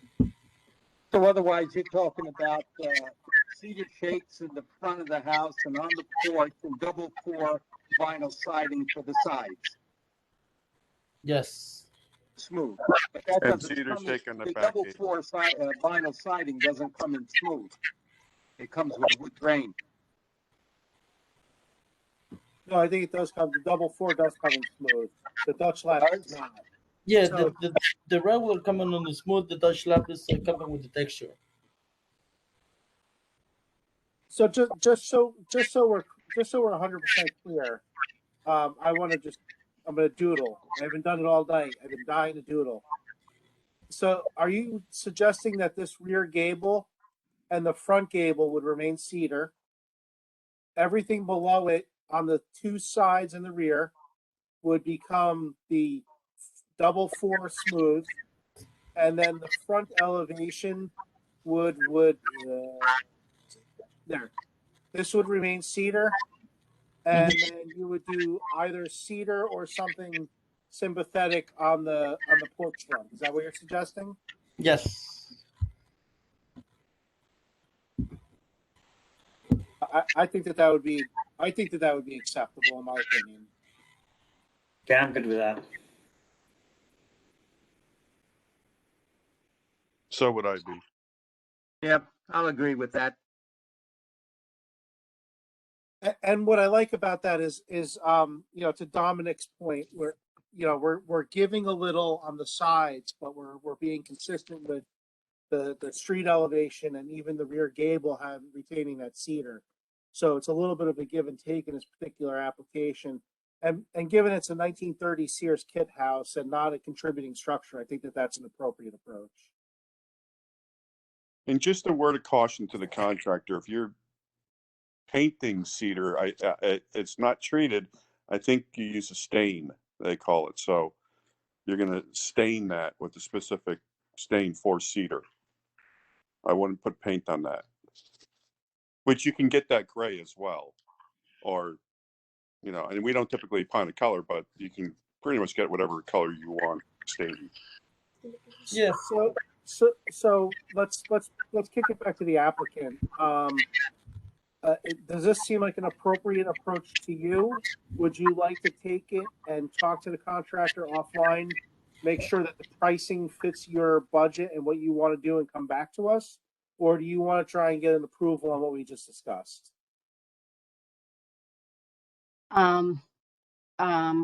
Yeah, I just wondering, is this gonna be a comparable price, David, or do you have a sense? Could you just give me any general sense right now? Well, if you want to go with the what I think zero shake on the first on the top, then the price is gonna be a little bit not too much big difference, but it's gonna be a little bit up. But this it's not like Oh, a crazy going up. okay. Well, I'm fine with that then. I just don't know what something comparable on the front part of the porch on the lower part means, so I don't want to do something wrong. I think that putting a cedar shake on the front of the porch would be appropriate to match the gable end. So if the front porch and the gable end were all the cedar, and then the sides and the rear were the double four smooth, and the gable end on the rear was the cedar. I think it all works out.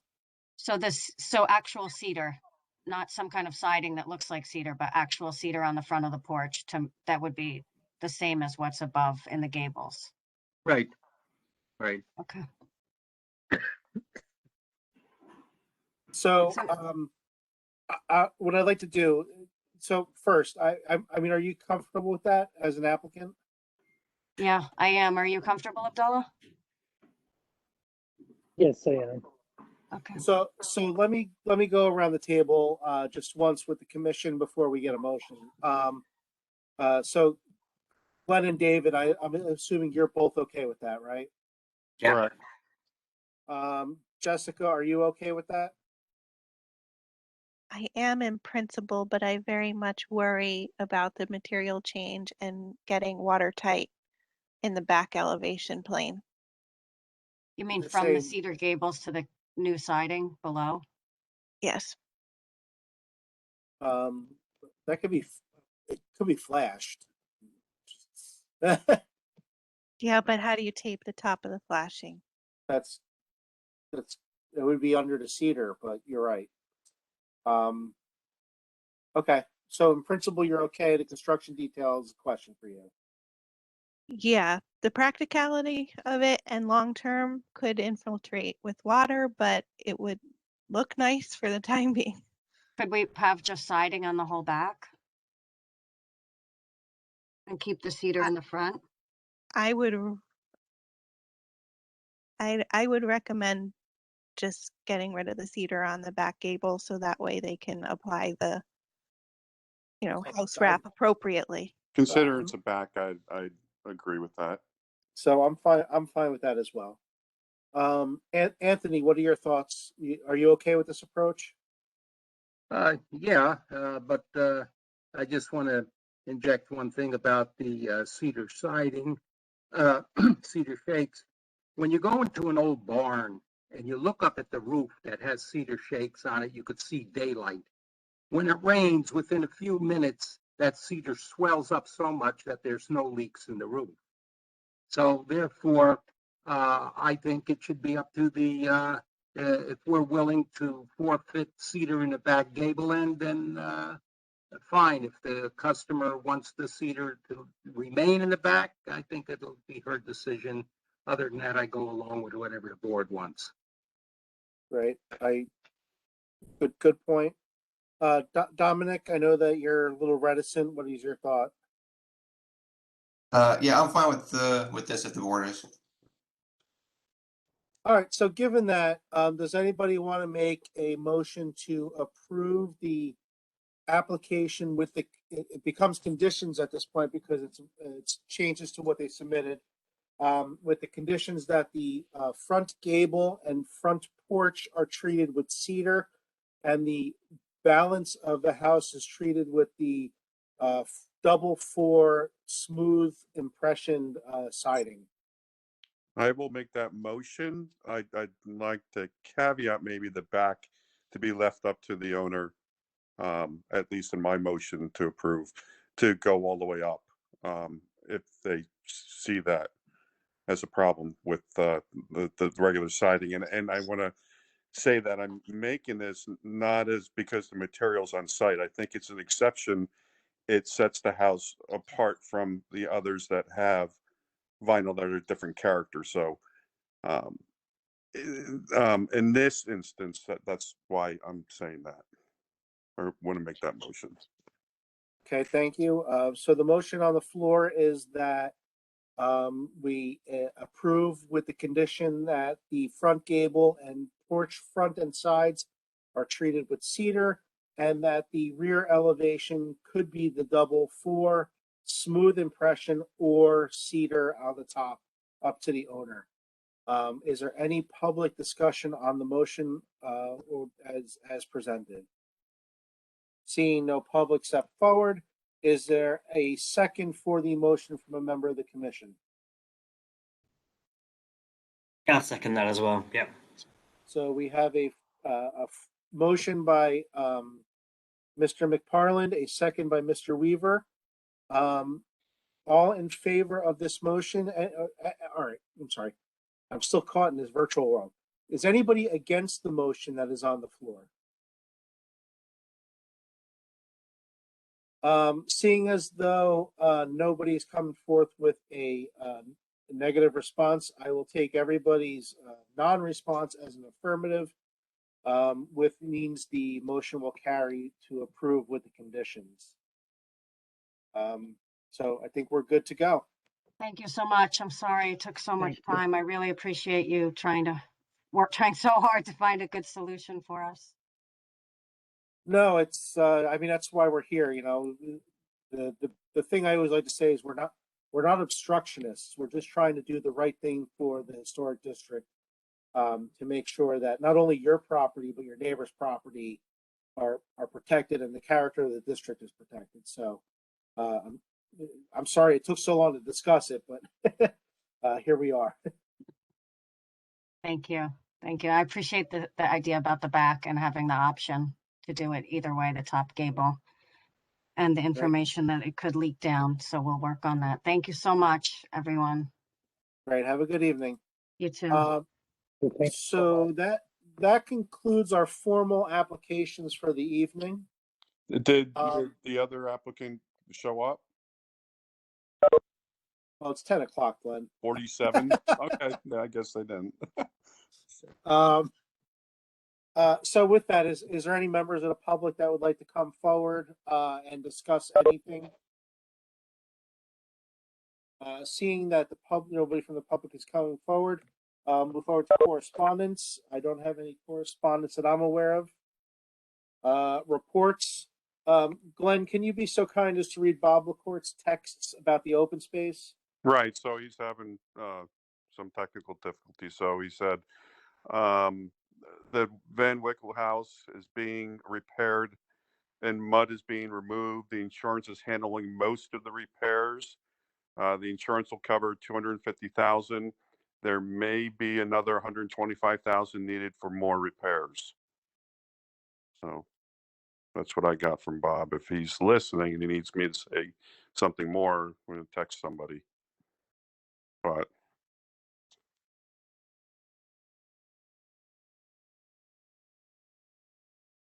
nope.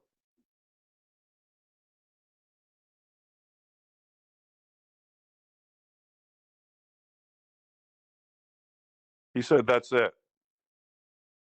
Okay. What happened to our fearless leader? Yeah, here he is. I was listening. I just had to step aside for 1 second. If he left, I was just going to say you were going to pick up that 125 tab, but Yeah, no, I can't afford that. I live on the poor side of town. Okay, thanks for reading off that text from Bob. Unfinished business, kind of / new business. So there's a piece of unfinished business, which is the goals that we set. I'm trying to get together with Jessica, Vince, and Mark to talk about the grant opportunities. Hopefully we'll have a call in the coming week. No yawning, Jess. Hopefully we'll have a call in the coming week to figure that out. In terms of new business, I do want to let everybody know that I took part in a call last week with the State Historic Preservation Office. They're doing a update to the State Historic Preservation Plan. They've invited all the local stakeholders, being commissions and such. This particular meeting was really about stating what the goals are going to be. I will keep everybody updated if there's anything that's really germane to us. It seems like we're going to be able to give some input into what the new state plan is moving forward, and I'll keep everybody up to date. So that was the grant, that was the State Preservation Office. Our next meeting is on February 1st. Does anybody else have anything new to report or anything before we close this meeting out? I would just say that we need to keep up. I think there's an hour a year on historical research credits, whatever, right? And this There being is- the new there's- year, let's just put that out there so people can watch something and get on something sooner than later. Yeah, there are continuing education requirements since we're certified local government. We're going to have to wrap around and pick that up. I will also say we're trying to catch up on meeting minutes. You know, we have a staff person that's supposed to be writing our meeting minutes. We're woefully out of date. We got to catch up with that. I think we got a little lazy because the meetings are recorded. Why have meeting minutes if you can watch the whole meeting? But we got to pick up on that. And one more thing I do want to make mention, Anthony made an apt observation via email, which is, can we cap how long our meetings go? And you know, I thought about that, and I circled back with Vince. I think that we're going to have to do a minor update of our bylaws. I think in practice, we should no longer hear applications after 9:45 and punt those to the next meeting. But in doing that, we also need to document an SOP for at least some kind of, you know, law rules of how we do minor applications. So if we could punt minor applications to an administrative review, that will free up more time to do bigger applications. So I know we talked about this last year, but I think we'll tie it together as a bylaw amendment. So I'll be working on that in the coming month. That's all I think I have. If anybody else has anything, please feel free. I am not going to come to the next 11 meetings. Jessica's going to run them. So I will see you in 2023. Booyah! Great. I think one thing Bob said, that the 125,000 would come out of open space, just to put that on there, not out of Andrew's pocket, unfortunately. Yeah, you wouldn't find it in my pocket. Like when I thought your bride said you were paying for it. Yeah, all right. Hey, you get to deal with her if that's the case. Also, just a reminder, if you know somebody that would be interested in serving on this particular commission, please let me know. You know, we have a few open spots, including an alternate spot and 2 regular members. I'd like to really try and build our numbers again. To be honest, we used to have a waiting list to join this commission, and now nobody wants to be part of it. So I'm starting to take that personally.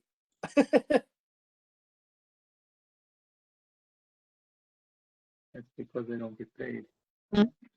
That's a good point. So does anybody have anything before we close? I have a question. How long will we remain virtual with this? Right now, the council, unless things change, at least until March. Okay. The resolution they adopted was to keep all township meetings until March. That doesn't mean that, you know, things get better and they will make a decision but as of now, at least through March.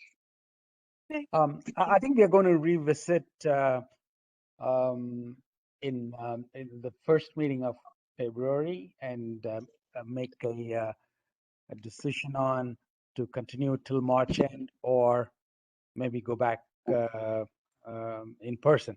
So that will happen in the first meeting, in our first meeting of February. So, Ram, what do you think of your first meeting with us? We're crazy, right? Well, I think you guys hold the record in my books for the longest meeting so far. We're pretty longer. Oh no, Rob,